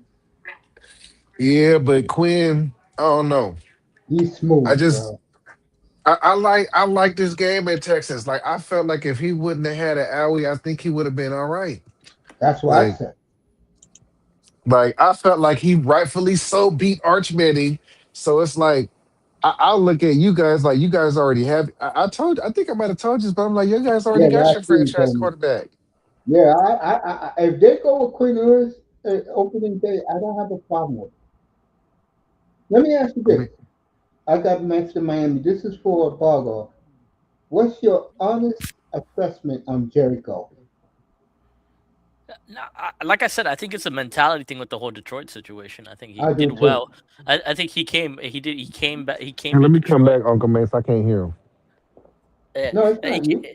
he came to Detroit, did really well, and Yeah, then it's just a matter of like I think there was just mentality issues with that team. I think they just didn't know how to like win when the pressure got hot.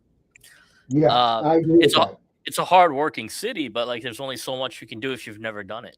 If you don't know the blueprint on how to, it's the same thing with Arsenal.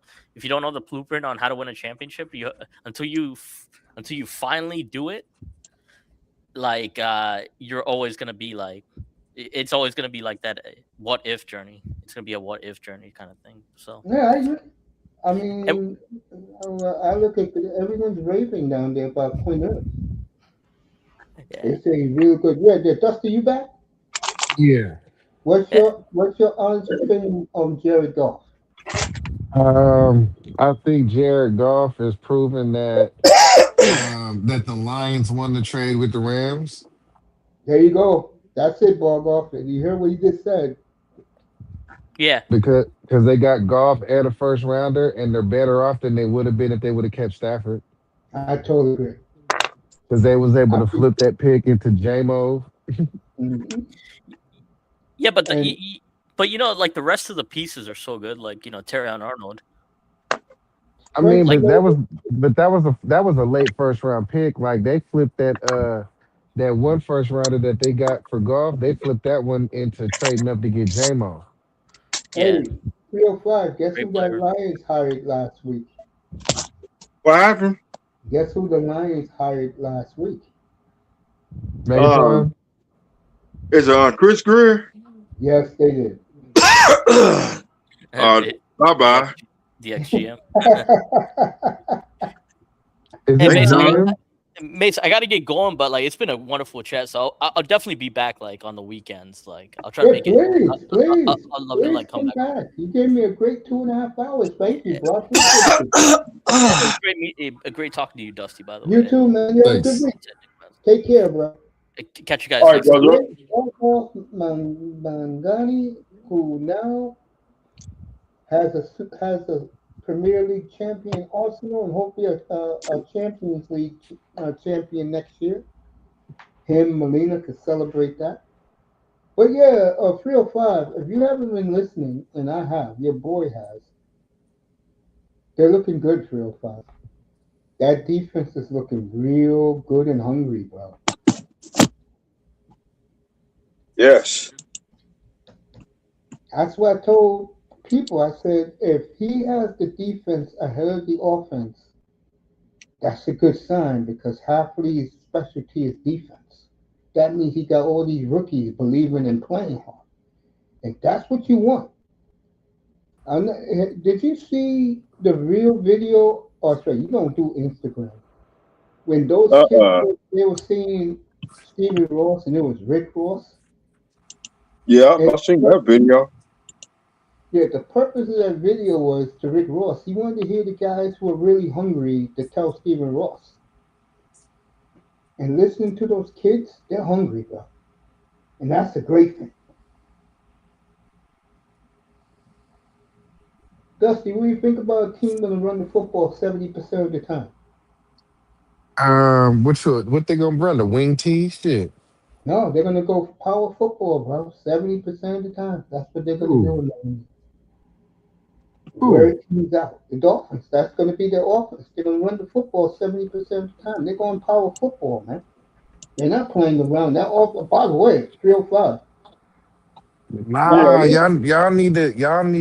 y'all power football. That's where they're Y'all going. gotta Read that run. offense. Man, I'm telling y'all, man. If y'all gonna run that, man, just send HN somewhere he can flourish. No, he's going to be the main guy, but they wanted to keep the backs fresh. Tell me about your boy from the Raiders, because I like him, bro. He used to be on the Raiders. He used to wear number 3. Tell me about him. You talk about Zamir White? Yeah, he's with us now. I mean, I don't really think I mean, he's athletic, but he really ain't. I really didn't see him play much, to be honest. The Yeah, they Chiefs. got him. So, so I suppose you got fresh legs, because I mean, he's been with us for about 3 or 4 years, and I haven't really seen him maybe 10, 20 snaps. There you go. 305. You know the kid we took number 1, right? The Yeah. night looking real good, bro. Looking real good. You know what you're saying? When they don't call your name, that means you're doing work. He's doing work, and that it's a massive human being. 6'7", 355 pounds of muscle. But the running back White, he's No, he's yeah, but I'm talking about a first round pick, Proctor. He's looking real good, man. yes. Yeah. A lot of people, remember all the abuse I did from these ass clowns from the Dolphin community when I told you they should be running the football? Yeah. Who is right, me or those losers? You. Thank you. Can I ask you a question, Mace? Yes, go ahead. How does New York City feel about Jackson Dart? They love him for now. They don't care about him introducing the president. Oh, they do care. They care about that. If you notice, old boy Harbaugh had to shut up Abdul, whatever, Abdul Carter. Now he's changing his tune. Yeah, that's from ownership. Yeah. hmm One thing about the football giants, whenever they get a quarterback or a player that's white, that is flamboyant, like Jeremy Shockey was 25 years ago, they give you a lot of rope to hang yourselves. They love the white player who has persona. That's kind of like Scatterboo right now. Yeah, they love him to death with the grills in his teeth.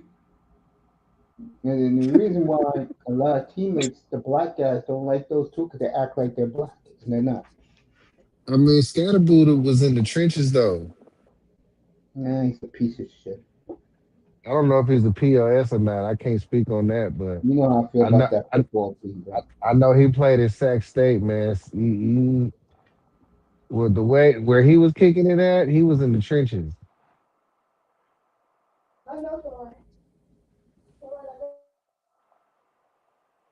Yeah, man. Come get set. Yeah. Like Scatter, I believe Buddy will actually beat somebody up. Yeah, I can see him being a bodyguard. I can see that. No question. I can see that. Yeah, man. What you But think the right Giants now, gonna do this year?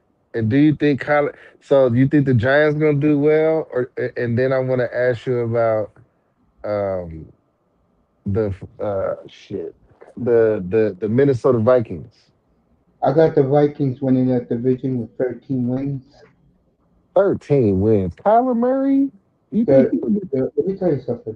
The Vikings is one good year, one off year. This year's their good year. They're going to run away with that division. And I'm going to tell you why. Let's start with Detroit. When Bob offered this up here, you said what I said. I mean, he said the truth. Detroit don't know how to win, and I think their window, believe it or not, is closing. I do. And the same for Green Bay. I think that they've wasted Jordan Love these 3 years, and that idiot coach now that his favorite buddy, his boy, is now abusing women in of all places, Appleton, Wisconsin. What the hell are you doing beating up your girl up there? Oh, Damn. you talking about Josh Jacobs? Oh God, that makes me damn sick. It's like Man. once he came on the team, bro. Once he came on the team, it stifled Jordan Love's growth, bro. And the GM told him, "Remember I told you this a couple months ago. You thought I was joking. He LaFleur is on the clock, bro. That man That's makes me the sick. floor.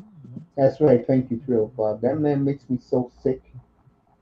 I mean, Josh Jacobs is a good running back.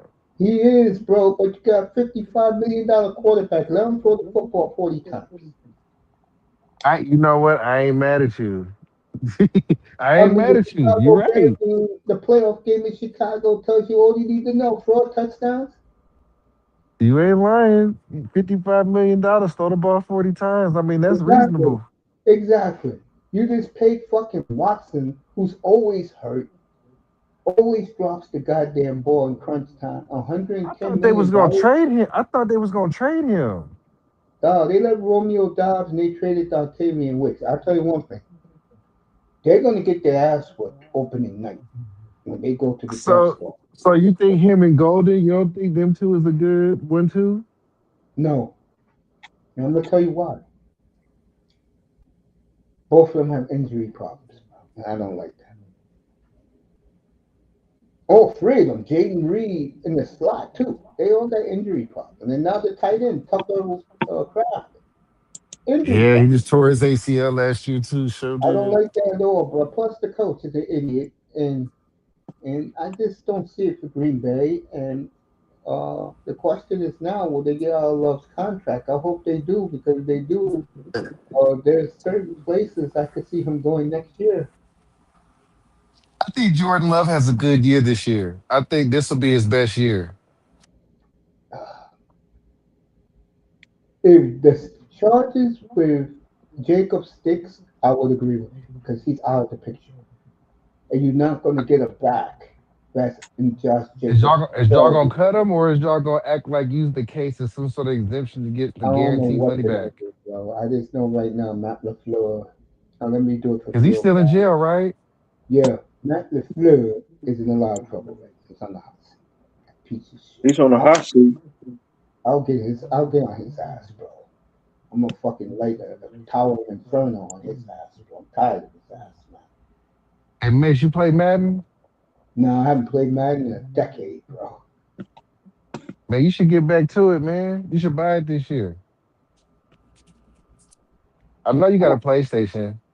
I know I don't have a PS5. I made a Like, trade with my nephew. PlayStation 2. I'm gonna get you. I'm gonna get you. I'm gonna be calling. I'm gonna be looking up Sony for PS6. I definitely get that. Oh, you ain't getting no P5, you getting the P6. Mm-hmm. That'll be my last video system in my life. In your life. Yeah, I'm not young anymore, bro. I heard the new Xbox is gonna be like a computer. It's gonna be like That's what I 11, heard too. 1200. Yep, that's what I'm hearing. Raven Knight would know. Next time you come up, we'll have a show on video, on tech and video games. The PlayStation 2. It's the 2000. We played the PS2. Man, Mace, if you play Madden, that'll be tight, man. We could have us a little Madden tournament or something like Yeah, that. Just something me, fun. Sean, 305. I know 305 plays, man. Man, hey man, let me put my name my name in the back chat. Hold on.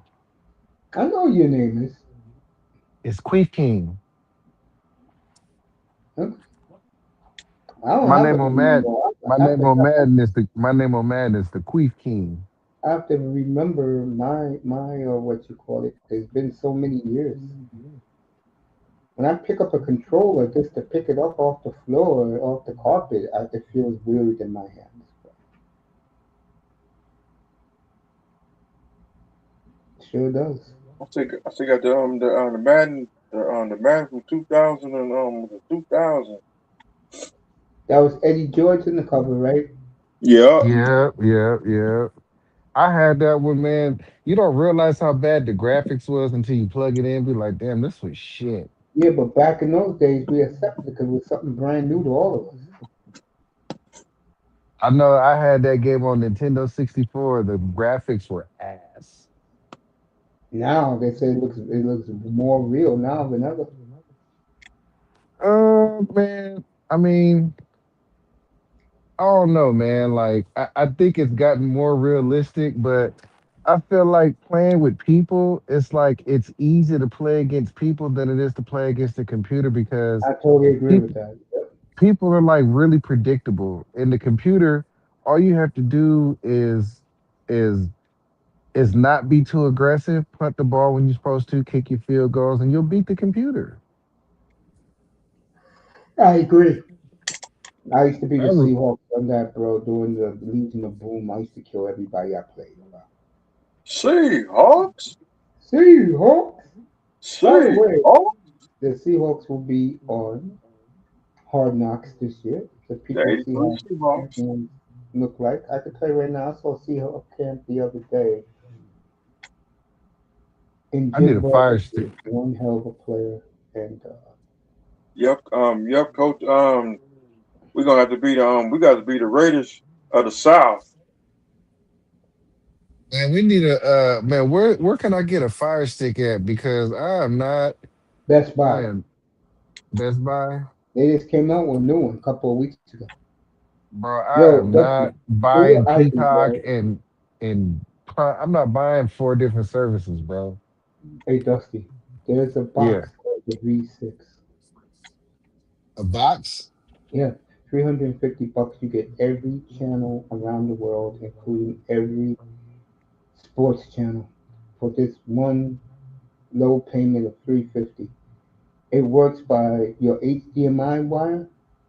What Yeah. you do is you put the you put your passcode for your what's that shit called? Uh, uh, we use it every day. Your You know Wi-Fi. that? Yes, there you Password. go. For the Wi-Fi, you put it in the box, and you'll never need cable again. I'm gonna No look joke. into that The because for real, V6, look like it up. The V6. I'm not, man. I'm not buying Prime and ESPN and Peacock and Yep, like fuck yep, that, and Prime, fuck that. yep. You need You're Prime right. to watch the Thursday. You need ESPN to watch Monday. You need motherfucking This is bullshit. Hey, you get every television channel in the world with that box. Man, I'm be watching fucking Mandarin TV. I mean, no, not me, man. I'll be watching. I'll get rid of my Sunday ticket. I'll be watching football every Sunday for free. I'm gonna watch all the fights. I'm gonna watch the Yep, you sumo get all the. wrestling. Yeah, you and Mr. Miami with the play fighting. I get all pay per views from WWE, Yep, all the WrestleMania. yep, you get all that. Man, I don't watch no wrestling no more. I started watching wrestling. I'm gonna tell you when wrestling disappointed me, man. I was about 13, man. And I remember at the time, man, Undertaker and Triple H, they were supposed to be funking at that time. You know what I'm saying? And I'm thinking they really ops. You understand me? Like, and I guess they had like a behind the scenes on like No Mercy or one of them little pay per views that they had. Yeah. And you got Triple H and fucking Undertaker talking to each other. He's like Hunter. He was like Mark. And I'm just like, these niggas ain't even ops, bro. Like this shit is a fucking cartoon. Nigga, like That was right about the time I stopped watching it when, because I was dating my ex fiance back then. That's when I first met her in 1999. So I got out of all that shit.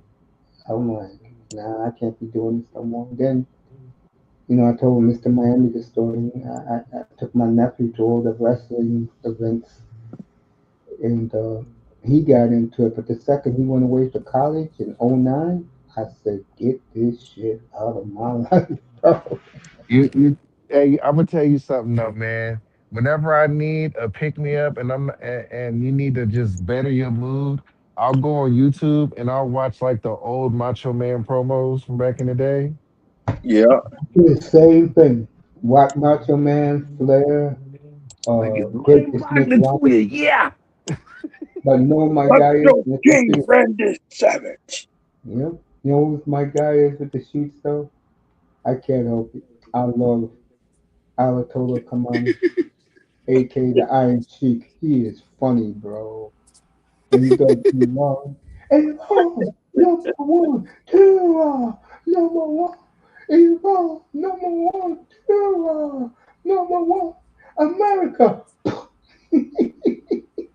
Man, Macho Man was cool back in the day, man. I I fucked with love Macho Savage, Man. bro. I was looking at his belt before I came on the air tonight. That's what I was doing. I was watching the golf, and that was awesome, man. Double overtime. And that finish, I came on the air. I seen that today. What was it? I seen it Um, today though. That post, shit went down post, to the playoff. yeah, JT Postman. Yeah, he won.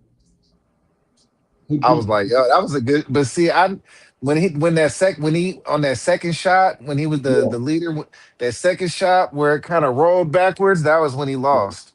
Yep. That was Yep. when he lost. When that motherfucker went backwards, it's like you should have went one more iron up.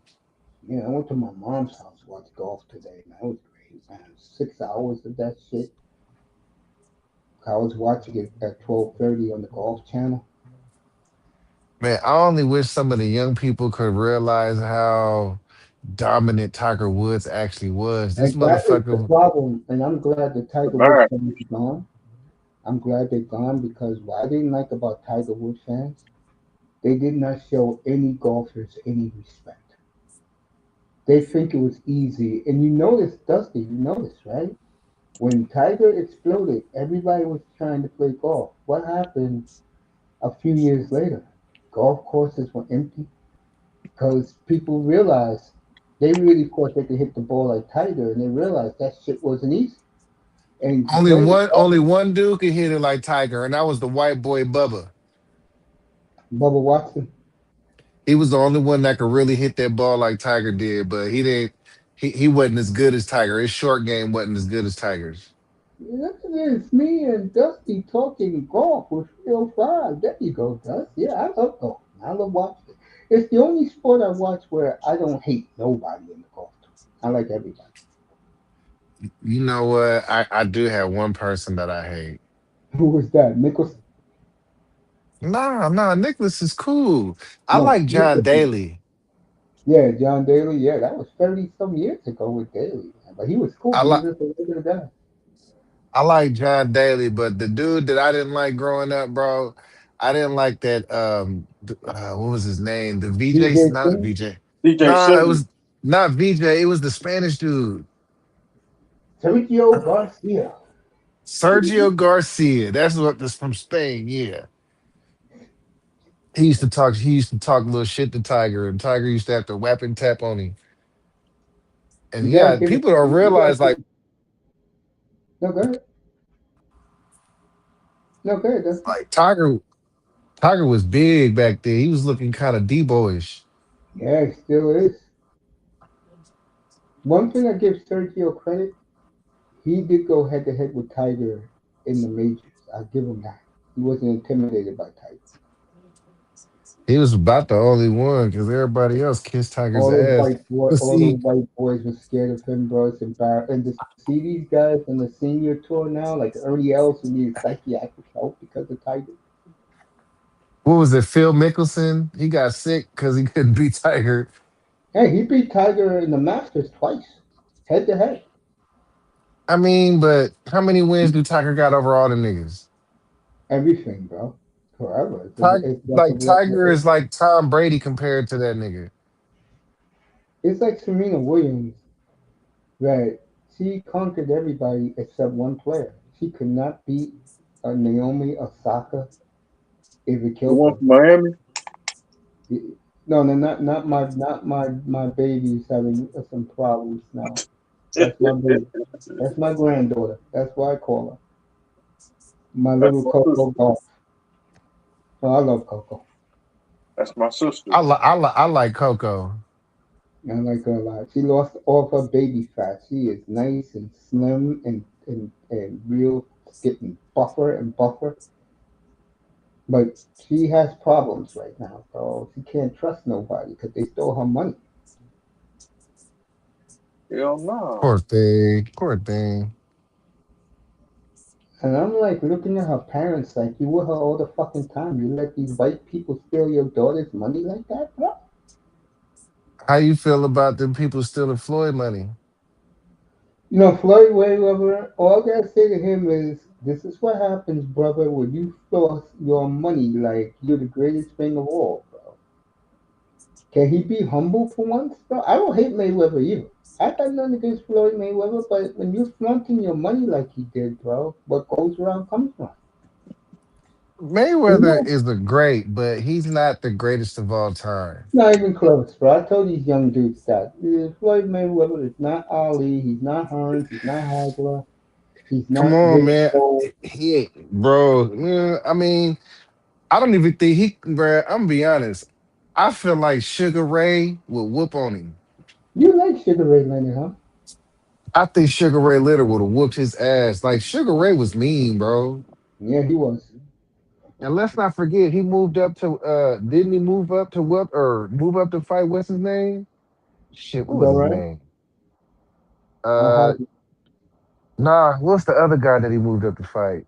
Tommy Hearns, Nah, not Hearns, not Hearns. It was a Spanish guy. Arguello, Brother Ram. No, not Durant. What was the other guy you said, Mace?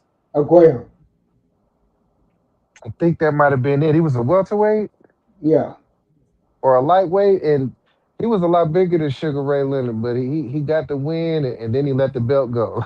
yeah, that was in Miami, in the Orange Bowl. He was like, I ain't defended this motherfucker. Fuck that. You couldn't hear a damn thing in the Orange Bowl that fight, bro. Huh? The fight At was the in Miami the Orange old Bowl. Orange Bowl. AKA. Sugar Ray 84. Hearns, that was a good fight right there. Yes.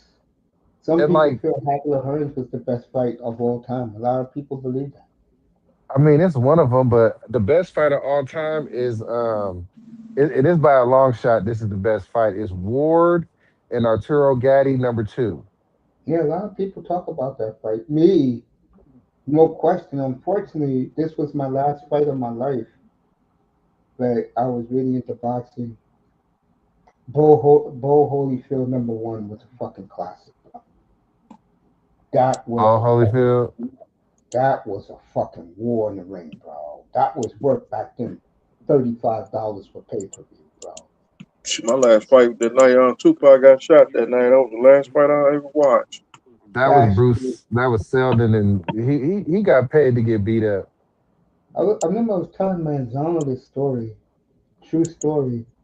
I was in, of all places, Hoboken, New Jersey, 1991, and It was one of the best sports bars I ever been to, but I had to stay outside to see the fight. And George Foreman, who I never liked, that night won me over. This George man, Foreman was trash. that George Foreman beat the hell out of Holyfield, bro. It was so bad. This man was taking bites of cheeseburgers in his corner before he went back out there, bro. And you're gonna tell me that one fighter is taking a bite out of a cheeseburger, and we're all loving it. The other guy got welts on his face, and the guy with the welts won the fight. Really? He wasn't a good boxer though. He was just a really strong puncher. He was not. Yeah, He yeah, was a yeah, yeah, terrible yeah. I know boxer. that, but that night, come on. Even Dusty, you remember that fight? He was I remember. I remember. Man, I don't know. I just. I he was was in. wild. I'm like you. I didn't like George Foreman, man. I fell in love Like, with him when he became the that night. I said, "Yo, this man is getting wild." And I never liked Holyfield, but after, didn't you notice from that fight on, no one liked Holyfield in America anymore? Bro? He became the villain. man, I used to really like. What's his name? That was a What's great that Olympic motherfucker? team, by the way, the '84 Olympic team. It was an awesome Cornell team. Whitaker. Sweet Pea Whitaker, yeah, you know what I love about him? I was supposed to get my old friend from Mexico. What's the old buddy name again? Cesar Chavez, who's been banned from California. That piece of shit robbed him in the Alamo Dome. Even he was laughing. Another fight that this man is getting his ass whipped in front of those Mexicans, and yet he wins.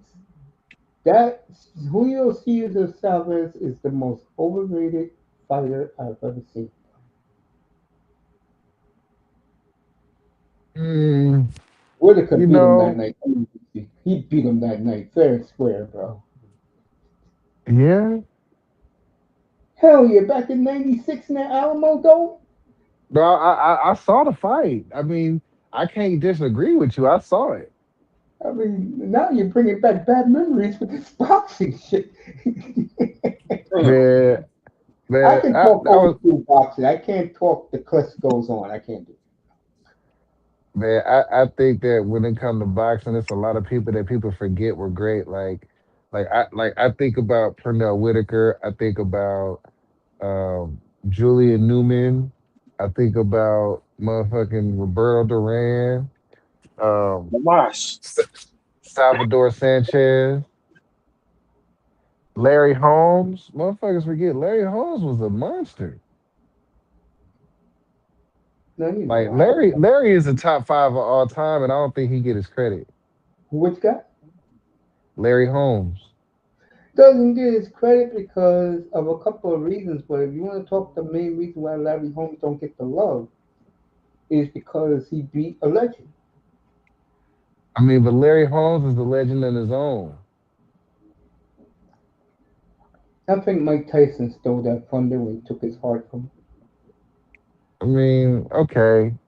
I mean, look, man, it's always gonna be a new young lion one day. You know what I'm saying? To me, Tyson was a bully, and I'm not going to get into what cost that man his life in the boxing world, but uh, you knew one day someone was going to stand up to him. It was Buster Douglas. And I remember who I was. I was at the I was watching the All Star game It's at the funny. club that night, and I came home. My mother was screaming. I thought somebody broke into a house, and I had to go kill somebody. And it was Tyson on the ground. I'm like, holy shit! Man, Tyson, if Tyson go more than 5 rounds, he getting beat up. I would agree with that. You know what I'm I saying? was I don't very think good. Ty No, go ahead. now I love Tyson, but I don't think Tyson is a Hall of Famer that everybody say that he is. No, Cause he's it's not. like He's a bully. cause he ain't a bully. Who did he beat? That was a Hall of like and when it comes to boxing, bro, you are your No, no, resume. no, no, no, no, no, Dusty. I'm not saying what you are saying. What I'm saying was he intimidated people, and people were scared of him, and he would beat guys in like less than 2 rounds, and people loved that. But to me, I would have loved to have seen him against Riddick Bowe. When Riddick Bowe, the night he Didn't he beat, beat Riddick Bowe? I don't think he fought Riddick because they were close. He beat Riddick Bowe back in Oh, like you did? 91, Okay, I know you. 92. Then Yeah. I jumped out of boxing. Then Yeah, once he beat up Riddick Bowe.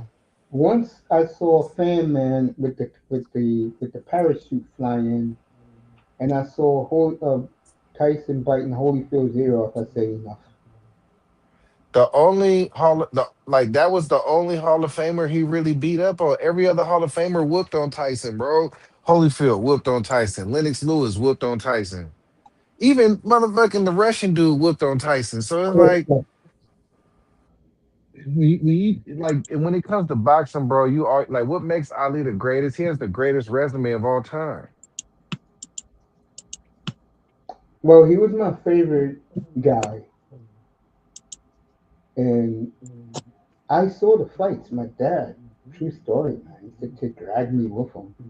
I saw the both fights, and at the old, it used to be called closed circuit at the old St. Nicholas Arena.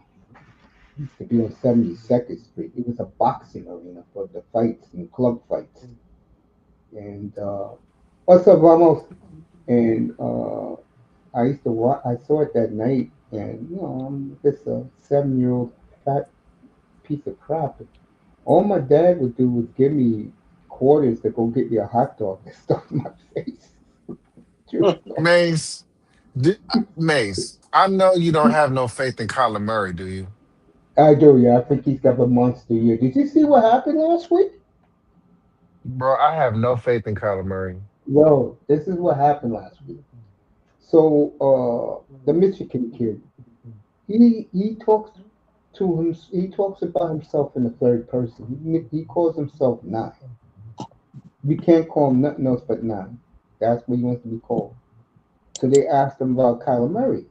They said, "How are you and Kyler getting along?" He said, "It's like being in a classroom. What they're talking about is a college classroom. I'm sitting on one side and he's sitting the other side of the room." And the media's like, "Okay." So they asked Kyler Murray. Kyler Murray was like all acting grown up. He said, "Yeah, we're gonna work together, watch film together, see what's going on." I'm like, "Okay." Kyler Murray won the job because the other guy came off as an ass clown with that stupid face paint on. I wonder why he got face paint on. He's never gonna play. And already they're talking about getting rid of him. I mean, I, JJ McCarthy was a bad pick, okay? I never liked him. I He liked didn't do him. nothing at Michigan. I liked him there. I mean, I don't think he was better than Darnold. No, If they would have not kept even Darnold, close. if they would have kept Darnold, they might have went to the Super Bowl. Bro, the second Sam Donald made the Super Bowl, the GM fired the heck up, fired he fired the GM. I mean, the owner fired the GM. And Jiggy's from here. Ziggy Wolf is from here, owns the Vikings from Long Island. And that man ticks in a different way, like Jimmy Haslam. But at least with Jimmy, you know what you're getting. You see the get together they had for Jared Verse, and what Jared Verse said to the Rams. He said Cleveland will get the best out of him. You think that Shador gonna win the starting job, or you think Nope, they just do they're you, giving or it to Watson. do you think Watson's better? I think Shador with the right team will play well. You know, Like if he was in Miami, I think he will do very well. you know what the right team for Shador would be? I don't even think it'd be Miami. The perfect team for Shador is the Falcons. The next perfect team for Shador is probably the Cowboys. Yeah, I hear you, man. I hear you. You know what else? I would also like to see Shador somewhere like Kansas City. To learn under Andy Reid, I would agree with that. with the Broncos. Nah, the Now, Broncos gonna fuck him over.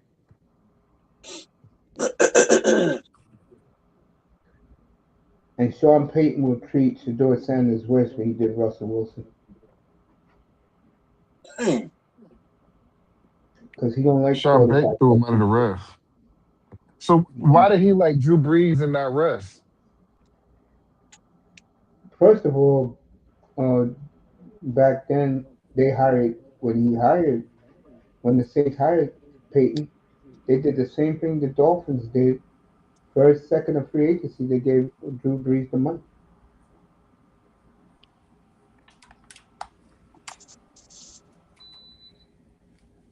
But I'm saying though, why did he like Drew Brees and why did he not like Russ? Bill Parcells is his mentor, and Bill Parcells has an old saying: he don't like celebrity quarterbacks. Russell Wilson is definitely a celebrity quarterback. And now, if you did not hear this, He he got retired. the studio job. Him and Howie Long's How? brother. I mean Howie Long's Chris Long's brother. Um, they're going to be on the NFL Today every Sunday. You go ahead, 305. Sorry about that. Come on, Kyle Long. Yeah, Kyle Long. Yeah. He was supposed to be a good player, man. It was sad to see him retire so young. Yeah. But he has an afterlife on television. Shout out to Vamos in the building. Yeah, he has a television life. So, yeah. So, you know how that goes. Let me get out of here, fellas. I'll be back. We got NBA tomorrow, hockey on Tuesday. I'll be back Thursday. I'm going to kill the World Cup, but they can't sell tickets, and 80% of Hey, the whole rooms are empty. so you going Knicks in 4? Yep. I said Nixon 6 at the beginning. You said it Friday night, if Wimbayama loses that game, you calling him a what? And then he's crying in the middle of the locker room. Did you see that? Man, I don't know, man. That's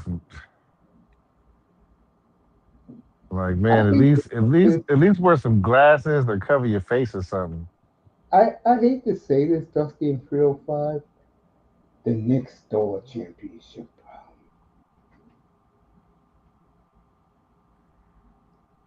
They, Uh, Hurry up, Mississippi. It's time to get back to Mississippi. all right, folks, thank you for showing up. Bogov, Molina. Oh, who else came by?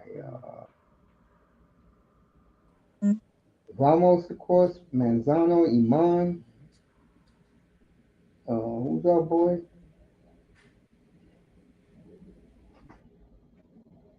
Jordan Hyman. Training People in camp. the Let's clouds. go. Most likely I'll be back on Thursday, maybe earlier, but I don't want to interrupt the finals. And if the Knicks sweep, I'll do a Nick congratulations show on Wednesday night. That's when you see me around 11:30 when they're giving them the trophy. Thank you to the great Dusty. And of course, my man 305. We will see you Thursday. I will be destroying the World Cup. Good night from the Oasis. Yes, I'll be destroying the World Cup.